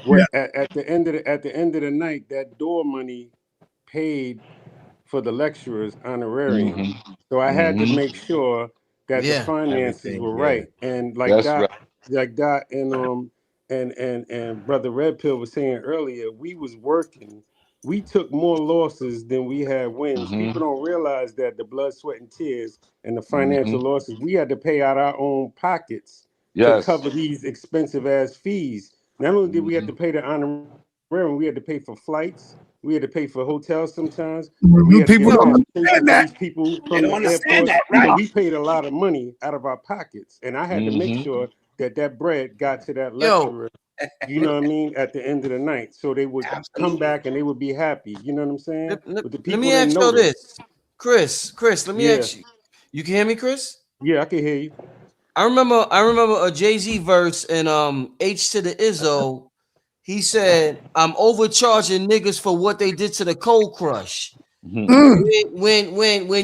y'all seen, y'all took so many losses, Cold Crush took so many losses. When y'all seen the Polites, the Setties, or the whoever's coming up, did y'all grow bitter? Did y'all have any bitterness in your heart in terms of bitterness? Let me finish that. In terms of we put in the real work, they're coming up like this and they getting paid, but we put in the real work and we took all the losses. How did that feel for y'all watching that happen in real time when YouTube took off? But it's always like that, Rich. You know, when the founders build it up, other people come along because we already built it for everybody else. And so when they come in, they don't have to do what we did. We did it. We built the shit. You see what I'm saying? So now they come in with everything already built. Everything is already established. So they could just come in with books and sell a book, sell a video, sell everything. Because we the one that had to sweat blood and tears going through this. And Rich, that's in every field. You're trying to tell me Charles Barkley, who grabbed 25 points and grabbed 15 rebounds a game in today's market, what he would be worth? So it's in every field. We just laid a foundation so that others could come along. However, King Simon is in the building. I ain't never seen no shit like this. This nigga was selling advance tickets. This nigga had this shit lined up like a concert. And I had never seen anything like that because we could barely get $10 from people. But remember, Simon is coming from the music industry realm to make he knew how to structure that shit. I came to the door one time. This is before he didn't know I was at the door, and they was like, "That'll be $50, please." I said, "Huh? Excuse me?" $50. I looked behind me, thinking I might have had a group of people with me. I said, "You better call King Simon to the goddamn door." And he saw it was me, and he said, "No, that's Dot. He good." I had never fathomed anything like that in my life.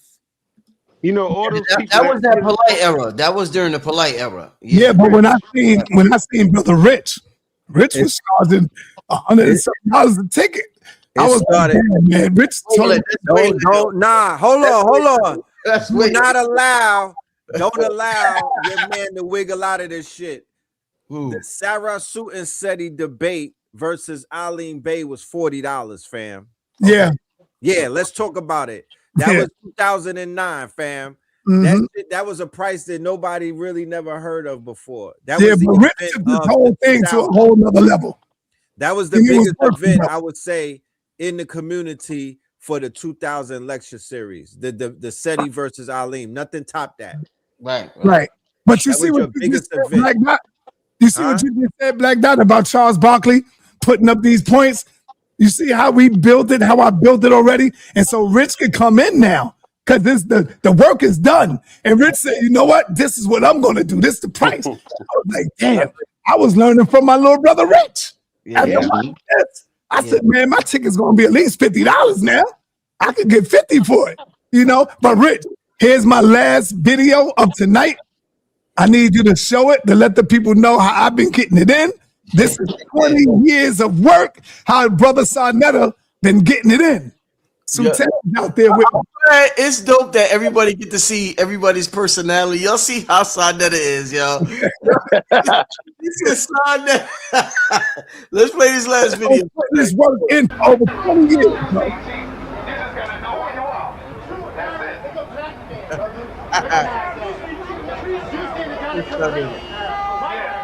you go. The original Arabs look just like me and you. Bilal. Who was Bilal? He was the first one to call the Muezzin, the Adhan. Allahu Akbar. He was a black man. Ask any Muslim, they'll tell you. Adhan. His name is, I just said it. Bilal. He was a black man. The first one ever to call the Adhan, the prayer, was a black man. Not us, man. But this is the truth. Only over 500,000 black men. You want me to show drug dealers? For what? This is the drug dealer. I'm showing you the drug dealer. These are the drug dealers. George Bush. When you look at the White House, that's the drug dealer, man. We sell it to each other out of ignorance, like the brother said. We don't know who the hell we are no more. But the boss. Right. There you go. But the boss of the drug dealers is the white man. Change the mind first before you can have. All right, that's all, Rich. This is a long video, but I've been doing this for like 20 plus years, man, on the street, and I would do it mostly on the weekend. I did it every day, but the crowd would come through on the weekend because that's when they was off. And Sutek can tell you, Sutek would even get involved. You would see white men bowing down. I mean, white women bowing down. The Jews bowing down. Kissing your feet. You made the white girl kiss your foot. That's right. So, yeah, I've been putting in that work for a long time. No, indeed. Listen, man, I really I'm serious about this docu-series. I'm really serious about this docu-series, and I'm going to follow up with each and one of y'all and like really make this thing, not try, but really make this thing happen. What I want to ask y'all before we get out of here is that y'all grew up in a completely different era. We seen what we're seeing now with the Epstein files is these gurus like Deepak and all of them turning out to be freak ass motherfuckers, doing all types of crazy shit. What we witnessed with our era and the YouTube era was, and I'm gonna give you an example. I'll give you an example. They say social media, they say rappers had more mystique before social media. So people liked the rappers they liked the rappers more before social media because there was more mystique about them. There was like a mystery about them. They didn't know everything about them, and they thought they were more godlike. What I want to ask y'all is, when it comes to what we call our master teachers, the Dr. Phil Valentines, or whoever you might see out there on the internet, do you feel as though your perception of them today is different from your perception of them in 2004 because there was more of a mystique? Do you think the internet took away the mystique of our master teachers and now we don't appreciate them as much because y'all grew up in both eras, so y'all could give me a better answer? What do y'all think about that? Well, let me kick this off. Yes, sir. When I got into the conscious community, yeah, I was bringing a hip hop essence, right? Yep. Everything about me was hip hop. In 1996 and 97, when I showed up at these lectures, there were no young people there. Zero. Sister Burton, all of them, they were all old people. And I was wondering why I was there. When I got there and realized why I was going to be there with the music mixes that Sonetta talked about, this and that, I realized that, and all I wanted to do was carry the crates. See, back in the days in the jam, you was down by law and everybody couldn't rock the mic. I just wanted to carry the crates. If you carry the crates of records and the speakers, they would be behind the ropes. Right. And look important. So when Brother Chris had this vision to bring this together, I just looked at it like, now I'm behind the ropes. That's all. And then they put me to work as the announcer, and I became iconic in that sense. The MC. What I realized about these elders is that there was regular people, baby. When you removed all the mystique and this and that, they were regular people who talked regular shit and did regular things. So that helped us. But they all said one important thing: don't follow me anywhere, Black Dot. Yes, I got do your own research. I got one goddamn fire thing on my stove, and even Phil, all of them. Don't follow me anywhere. Right? Use your example, because if I told some of the shit that I know about the people that you held up in high esteem, it would blow your mind. Right? So we become the keepers of the secret as well. Right? Because if we really wanted to bring the luster down, we could. However, I will say this: none of those elders disappointed me. Meaning, ain't none of them got caught with no babies, no children, no sacrifices. And as much as some of them charged, they could have charged much more to a white audience. Oh, yeah. All right. So I want to keep that in mind. This is the last thing I'm going to say for the night. Yeah. If you came in on the conscious community in 2007, 8, 9, you missed when the conscious community was pure, when it vibrated the highest, and we had the most powerful energy. If you just came in during the YouTube era, then you missed so much. And that's where you get the connotation, oh, these niggas are scammers. No, there was a whole world where there was no money to be made.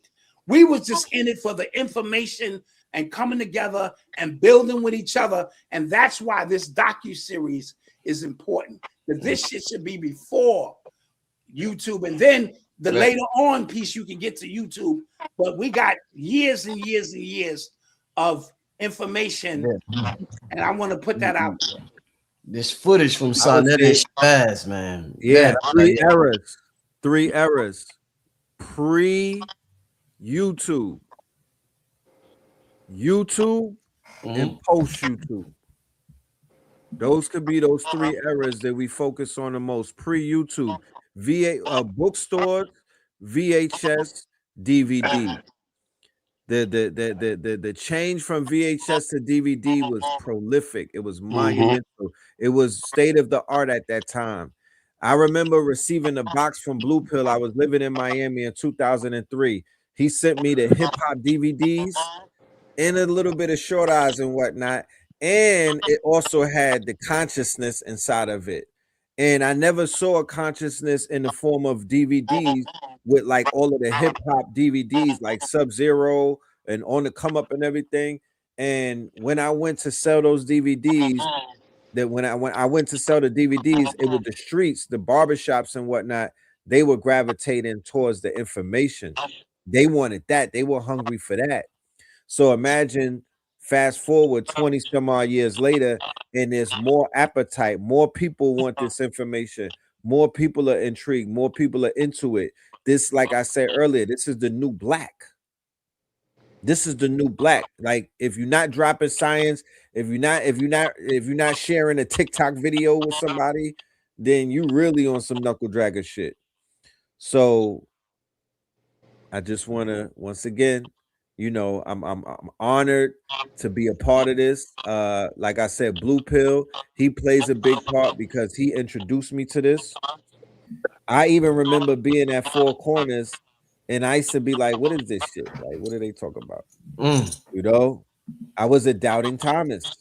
Black Dot knows. Black Dot see me when I was rough around the edges. You know, it took a lot to get me into this slot. You know what I mean? I remember going on the visit floor with A.A. Rashid. I would write him letters from Miami in 2000. He has those letters. And I would go on the visit floor with him. I would fly in and visit him. And I would be like, yo, I had a drink because I was living in Miami and I was exposed to BMF, right? You was a cool guy. Huh? You was the cool guy. I was the traveler who was like cool a guy. cultural connoisseur and whatnot. And I saw what they were doing, but on some street type things where all of these different schools were coming together and they were forming one unit. And I was telling AA, I was like, yo, this would be crazy if all of the different schools were to be a community, if they would come together, if they would just rep one type of. And then, like I said, when I saw Sinetta in Harlem that day, and I met Dr. Jack Felder, I met Dr. Ben that night, my whole life changed. That night, that day, I made the decision. I'm never going back to Miami. I'm staying in Harlem. I slept on the floor at my grandfather's one apartment. I hollered at Black Dot and told him I had an idea to start a clothing line. He gave me my initial startup money. This is how these things work, y'all. This is why we need a docu-series, and this is why one of the main reasons why Red Pill is on this panel.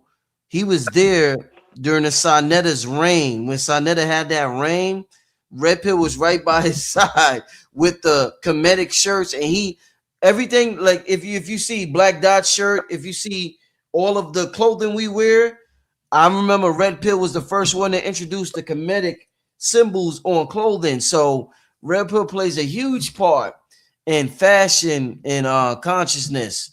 So definitely shout out to you, Red Pill. And from when I first seen you at the Chocolate Cafe and through all the years and what you contributed to consciousness, my brother. But we closing it out. So everybody close it out. We had Red close it out, and I think Black Dot said his piece. Who's next? We closing it out. All right, I'll go. Just say, Rich, thank you for having me on this platform. It's been a long time coming since, like I said, I'm the Ghostface killer of this shit. No one knows my face. But I'm here to, like Phil told me years ago, he called me the reluctant metaphysician. He said, you got to document your story. He said, if you don't tell your story, others will tell it for you. Yes. So I had to come out, you know what I mean? And I had to show my face and, get a chance. And I look forward to doing a docu-series, you know what I'm saying? Because, our legacy is going to live on forever because we help bring the reemergence of the consciousness back into the world. You know what I'm saying? And the title of the video is so prolific that it's crazy. You know what I mean? That you named it that. You know what I'm saying? The global consciousness is what we did. So, just thank you for Black Dot, brother Shabazz, especially. Those are my two big bros. And Shabazz and Sonetta, I got my videotapes from that made me want to get Phil to lecture. You know what I'm saying? I used to drive to Harlem and see what Sonetta had on his table. If he ain't have it, maybe Shabazz had it on his table. You know what I'm saying? Go back and forth between the barrels. And Blue Pill introduced me to Black Dot, and Black Dot introduced me to Phil Valentine. You know what I'm saying? And Red Pill was, he was back and forth Miami. You know what I'm saying? He was there with his brother. They was in the lecture. So, and you, Rich, everybody, Jack, you know what I'm saying? Soul Brothers Boutique, everybody was dynamic. Thank y'all, brothers, for being a part of this, and we the pillars of this and the architects of this thing. So let's do this, man. You know what I mean? And thank you, Shabazz, for having me here tonight. All right. Yes, Shabazz. Peace, everybody. Yeah, man. Let me tell y'all something. We still at it, man. We still at it, and we just had to change a few things, and for the time, I got a brother coming up, brother Gano. Y'all probably know him, Gano Grills. I'm gonna have him every Sunday in April, man. Legend. Check them out. It's a QR code to it, but I think Rich is gonna post up the flyer. It's free. Every Sunday in April is free, but he's going to do a big event in May. It's every Sunday, April 5th, April 12th, April 19th, April 26th. He's going to be at LIU. So it's free. So he's flipping the bill for it. Everybody come on out and check it out. The flyer will be up, I think. Right, Rich? Right there. Yeah, That's it. all right. Yeah. That's And every the QR code is on the screen. The QR code is on the screen. And he's Yeah. also going to do an event on May 15th, 16th, and 17th at the Kumbu Theater, that big theater that we always wanted to use. This brother's using it. Chris, we always brothers using that big theater, man. And I have some serious plans to do things. I am not going to share with everybody because as soon as I say it, somebody else do it. You know that for a fact, right, Black Dot? Absolutely. So just wait and see what I got up my sleeve, man. It's gonna blow people's minds, man. I'm enjoying the ride. I've had fun. It's my time to really just kick back, put my feet up, and enjoy the blessings of this thing, man. Yo, Sarnetta, when you see what I'm about to do, you're gonna say, "Oh shit, this guy is wild, man." But it's gonna be something, man. I'm gonna talk to you about it, Rich. But anyway, I love y'all, man, dearly. Every one of you guys have been so instrumental in my life. You know, it wouldn't be no me without y'all, man. I started out with books. You know, he talks about the bookstore. I was there before the bookstores, and we was out in the street. Right. We was taking it from the Ansars. We saw the Ansars do it, so we did it. We used to have to bang with the cops to sell those books. But then we overcame that, and just like with the videos.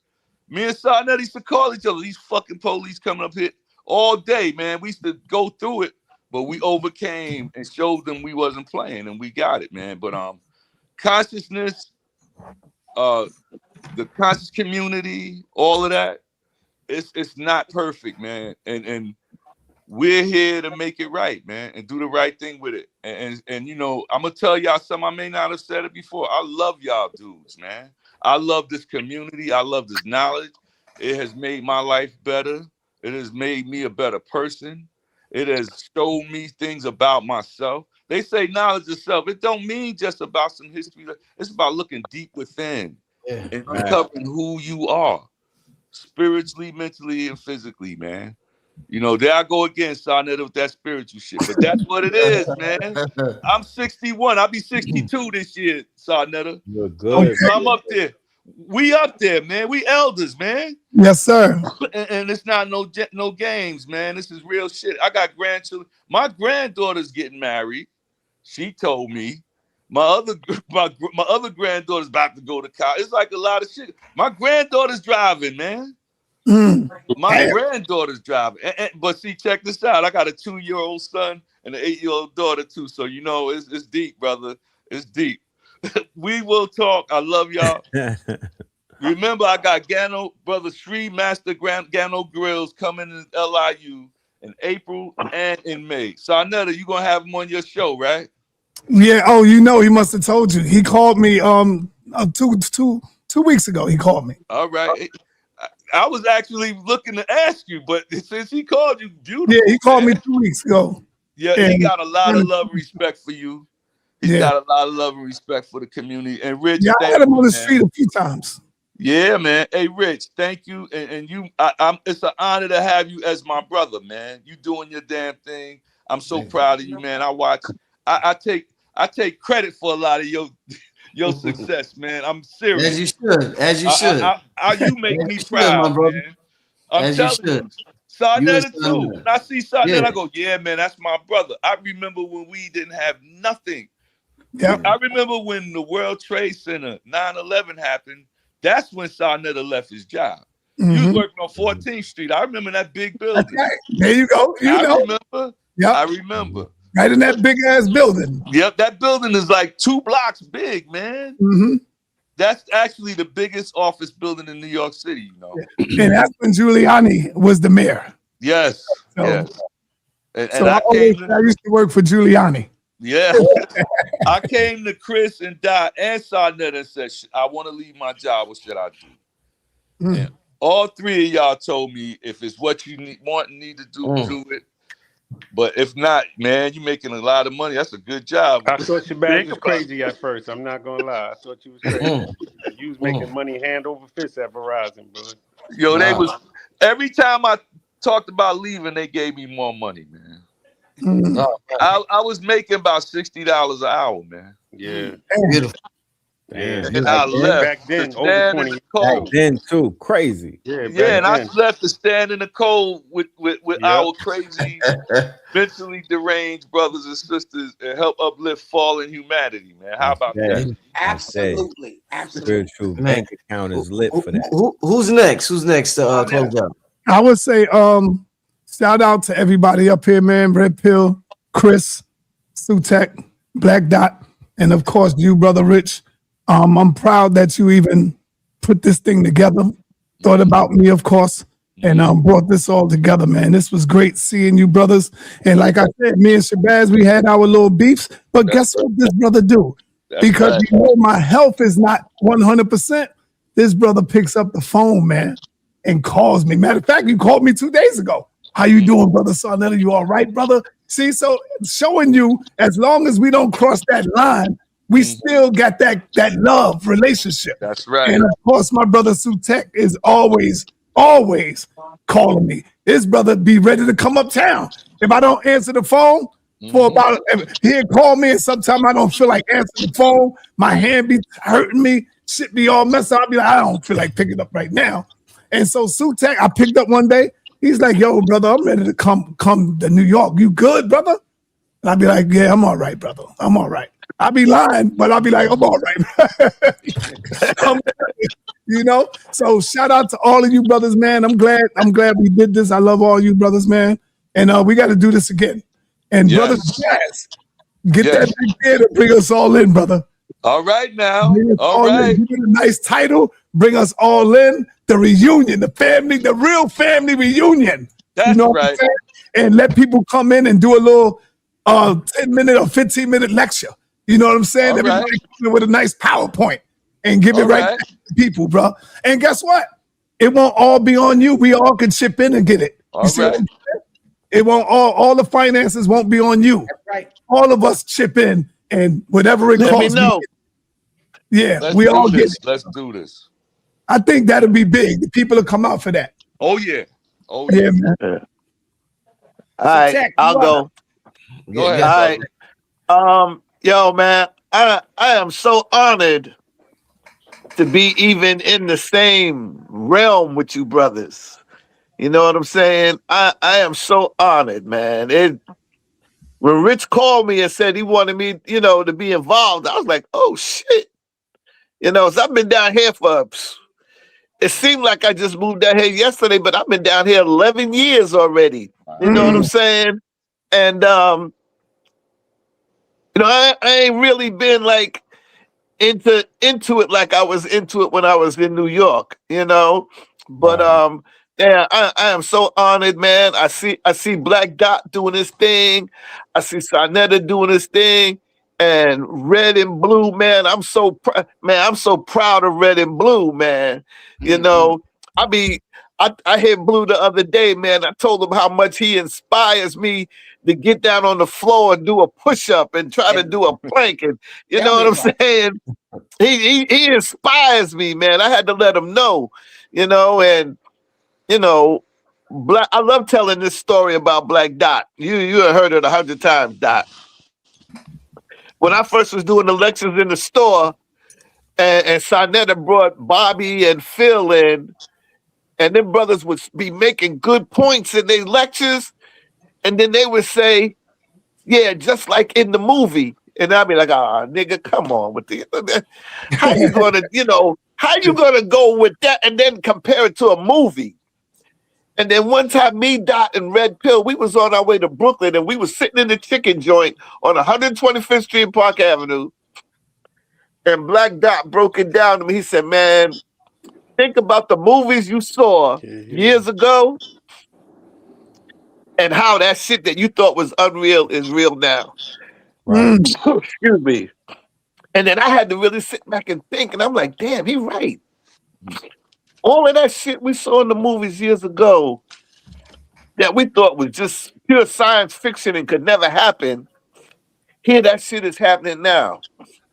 And that made me take Phil and Bobby. It took me to a whole nother level with Phil and Bobby. You understand what I'm saying? Because before I was just into the history and, like Sarnetta said, the militant shit. And then when Black Dot broke that movie thing down to me, I was like, damn, that shit fucked my head up. You know, that fucked my head up because now when I watch movies, I watch them in a whole different way. A whole different way. I pay attention to totally different shit now, you know. But with the consciousness, we can't leave out BAM and Dance Africa and Harlem Week. That's all part of the consciousness too. You know, that's the early part of the consciousness. We used to go to those festivals. I used to go out there and set up with my t-shirts. You know what I'm saying? Out there with Sekou. And, you know, we used to always set up at those events. And then I started setting up with Nova Felder. That was the community. You know what I'm saying? That was conscious community right there. You know, but us as we're the elders now, and we got to protect this thing. You know what I'm saying? Because you got too many lazy Negroes out there that don't want to do nothing, so they criticize what we doing. You know what I'm saying? The conscious community tries to takes a lot of hit from the lazy Negro. You know, we hoteps and this is dead now, and you conscious niggas this and all. Yo, we gotta protect it. You know, we the vanguard. We gotta protect it. We gotta stand up for it. You know. One last thing. Yeah, we gotta accept it, the integrity of this thing. Rich, you know, because we're standing on too many people's shoulders to let this thing, you know, take a bad rap from people who just don't want to do anything. You know, so anything y'all brothers want to do, this event that y'all talking about, I'm with it. I got money, I'm putting it in, I'm down. You know, and I love y'all. And, you know, thanks for including me in this. I appreciate it. You hear me, Sutek? What happened? It's one thing I never said to you. I never told you this, but it was always in my mind. I never told you this, brother. You are responsible a little bit, of saving my life. You don't know it, but I'm gonna tell you right now, before the world. Remember when I was outside, I was weighing in like at least 120 pounds. And you came to me, and nobody said nothing to me. You came to me, I'm in a car sitting down, my skin turning gray, Black Dot. I don't have the color of my skin. My skin is turning gray. Sutek came to me and said, Brother Sarnetta, you need to go to the hospital, bro. You don't look right. See, a lot of people won't say that unless they love you. Sutek said, brother, you got to go to the hospital. You don't look right. And that's when I hated the hospital. I was like, man, I hate this damn hospital. I've been listening to Dr. Lahila Africa, stay away from them hospitals and all that. And so when I went to the hospital, that's when I got diagnosed. And that's when they was telling me they ended up keeping me. And I was like, damn, I thought about it. If it wasn't for Sutek, I probably would have fell out there in the streets, man. He came to me, and as soon as he told me what I do, Sutek, I packed up and got the hell up out of there. I packed up, got the hell out of there, went to the hospital. And so, of course, when you left and went to Atlanta, I ain't gonna front, I was sad as a motherfucker because you the only brother that was there with me. And when you left, no one was there. I just was there by myself, bro, holding it down by myself. And you left me out. Man, we had a special relationship, cuz. Yeah. We had a special relationship. We had, like I said earlier, regardless how we was, you know, fussing with each other or whatever, we always had each other's back. Always had each other's back. Me and Sarnetta, and nobody would know we wasn't speaking to one another because somebody would come to his table, I'd sell his shit. Somebody would come to my table, he'd sell my shit, he'd hand me my money, don't say nothing to me. I hand him this money, wouldn't say nothing to him. You know what I'm saying? We just had a special relationship like that. Real quick. And you know, we brothers forever, man. We brothers forever. Real quick, I want to add something to him before we get out of here. Yeah, it was the year 2014. Me and Sarnetta we wasn't talking. We were talking, but we wasn't doing recordings together because we had fell out. Because what you didn't bring up is the fact that me and you had a clash because of the Moorish, original, indigenous information. platinum with the RBG, I was right next to you every day with that. Right. Right. I had you and Sutek was acting like the odd couple. That's what I was the odd couple of 125th Street back then.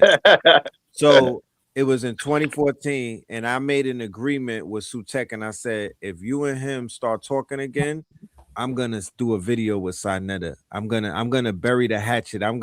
We're gonna as a result of you talking to him and burying your hatchet, I'll do a video with the brother, and we'll just show camaraderie. And that was the beginning. You know what? I remember that. I remember that. Yeah, we did the video. I remember that. I remember that. You remember that, right? And that was the beginning of me and Sinetta's YouTube run that lasted from 2014 to about 2018. We went strong and we linked up together and we went on a YouTube run that was epic. But and the result of doing that, it was because I wanted to bring peace between you brothers because of y'all power that y'all had. And I knew that y'all were like brothers. And I'm a twin. So I know how sibling things go. So I was like, you know what? I'm familiar with all of that. Let me be the middleman in the bridge. And I'm so glad that I did that, Sinetta. I'm so glad that I buried that hatchet. I'm so glad that we took each other serious and we took a chance on one another and we got together, because that literally changed the course of my life. You introduced me to people who would have never seen me ever before. You opened up me to a whole nother realm of the world. I feel like I even legitimized and cleaned you up a bit by bringing you, and I brought people to 125th Street to interview. You brought me different places to interview people. It was a match made in heaven for the time that it stayed, and that was that golden era of consciousness. So once again, everybody on this panel, Brother Rich, when you took a chance on me and Blue, because we wasn't doing footage with you up until like 2016, and that was the beginning of a whole new era. Brother Chris, Shabazz, you know what I mean?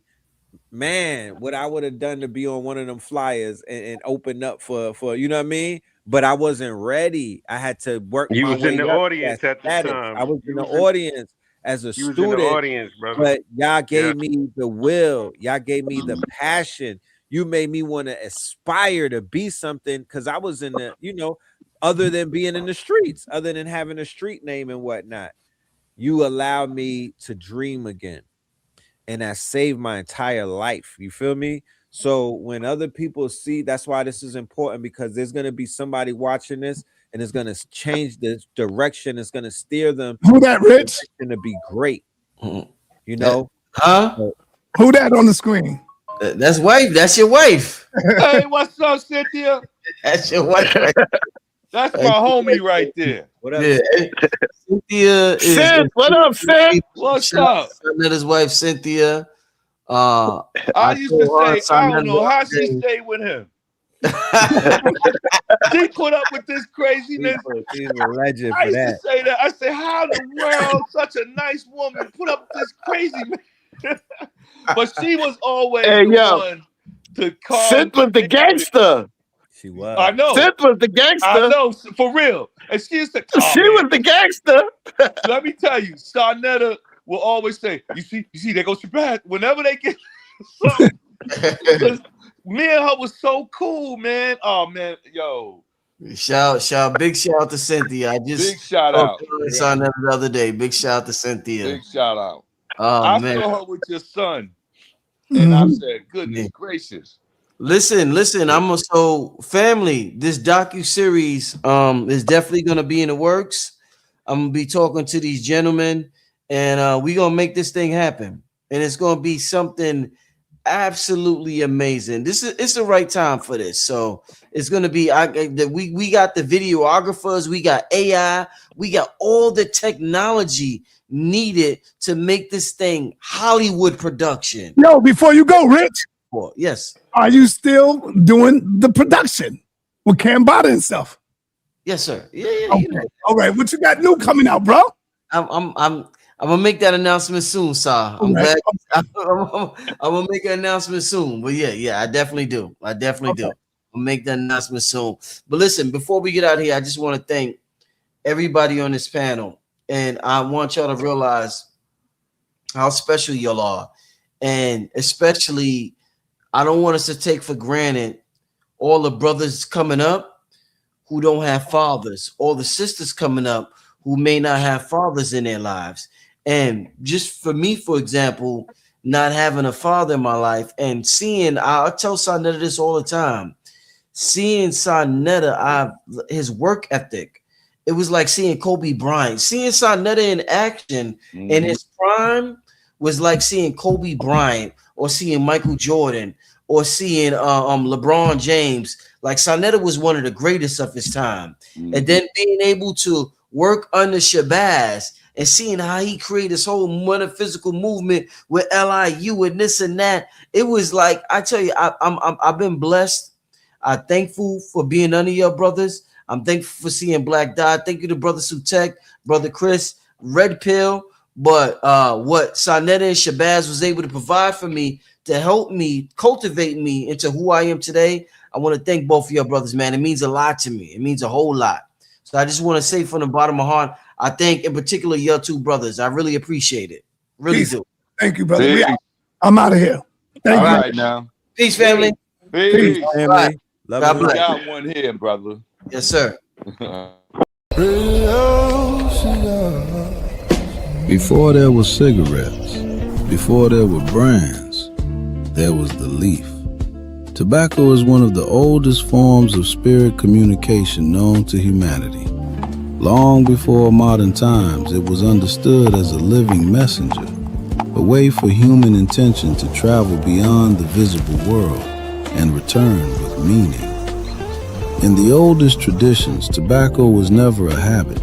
It was a bridge, not something used to escape life, but something used to speak with it. Our ancestors knew breath as spirit itself, and smoke was breath-given form. When the leaf touched fire, it awakened. When guided by breath, it carried thought into the unseen. In that moment, intention became vapor, and prayer learned how to rise.